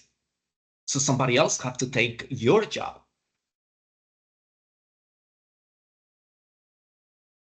When it comes to the patients, the doctors, and your coworkers, the patients are put first. Remember, these are our clients. This is our clients. And the law is going to defend the patient, not you. Remember, the doctor office, the clinic, the medical facility is going to be sued, not the patient. We don't sue the patients. Oh, I'm going to sue the patient because the patient did not show up. I'm going to sue the patient because the patient didn't take the medications as prescribed. That doesn't happen that way. It's all the way around. So not because we are at the risk of being summoned or sued by the patient that you have to do the right thing. No, this is because the right thing to do. That is the job that we chose to do. To cause no harm, remember. That's the job to do. To help the patients as much as we can. Not to give them false expectations. Like for instance, patient comes complain about something very serious and you tell the patient, oh, you're gonna be fine. Oh, no worries. That is false. So we don't tell our patients any of those things. The doctor is gonna do whatever they have in their power. We're gonna work together to see how we're gonna assist you, we're gonna help you with the problem that you have. Oh, you're gonna be leaving this place like better that you used to be. False. It doesn't happen that way. So that's not being honest. That's creating false expectations for the patient. That's creating a lawsuit. Because the patient is going to say, hey, you did this procedure, you gave me this medication, now I have all these other issues because of the medication, but you told me that everything was going to be okay. But now I'm worse. I'm going to sue you because you lied to me. And guess what? They win the case. So now we can lose our job because the lawsuit's very expensive. It's a lot of money. So the doctor cannot afford, has to sell the practice, probably lose their license. So it's a lot of things at stake right here. So we have to, so don't think that because you're a medical assistant, you have no say in the organization. Of course, we are a very, very important part of the medical team. We are as medical assistant, anyone who is in the medical. Because you do things that other people are not doing it, but it has to be done. And a summary of all those things that we all do is what's going to help the patient. Because remember, we work as a part of the team. So I need your help. Remember what I told you before. Being a doctor and just seeing patients, can I go answer the phones? Can I go do the referrals? Can I go draw blood? Well, probably I can do that, but then I'm not going to be having time to deal with what really, really need to do in my field, which is diagnosing my patients, treating my patients, referring my patients to someone to help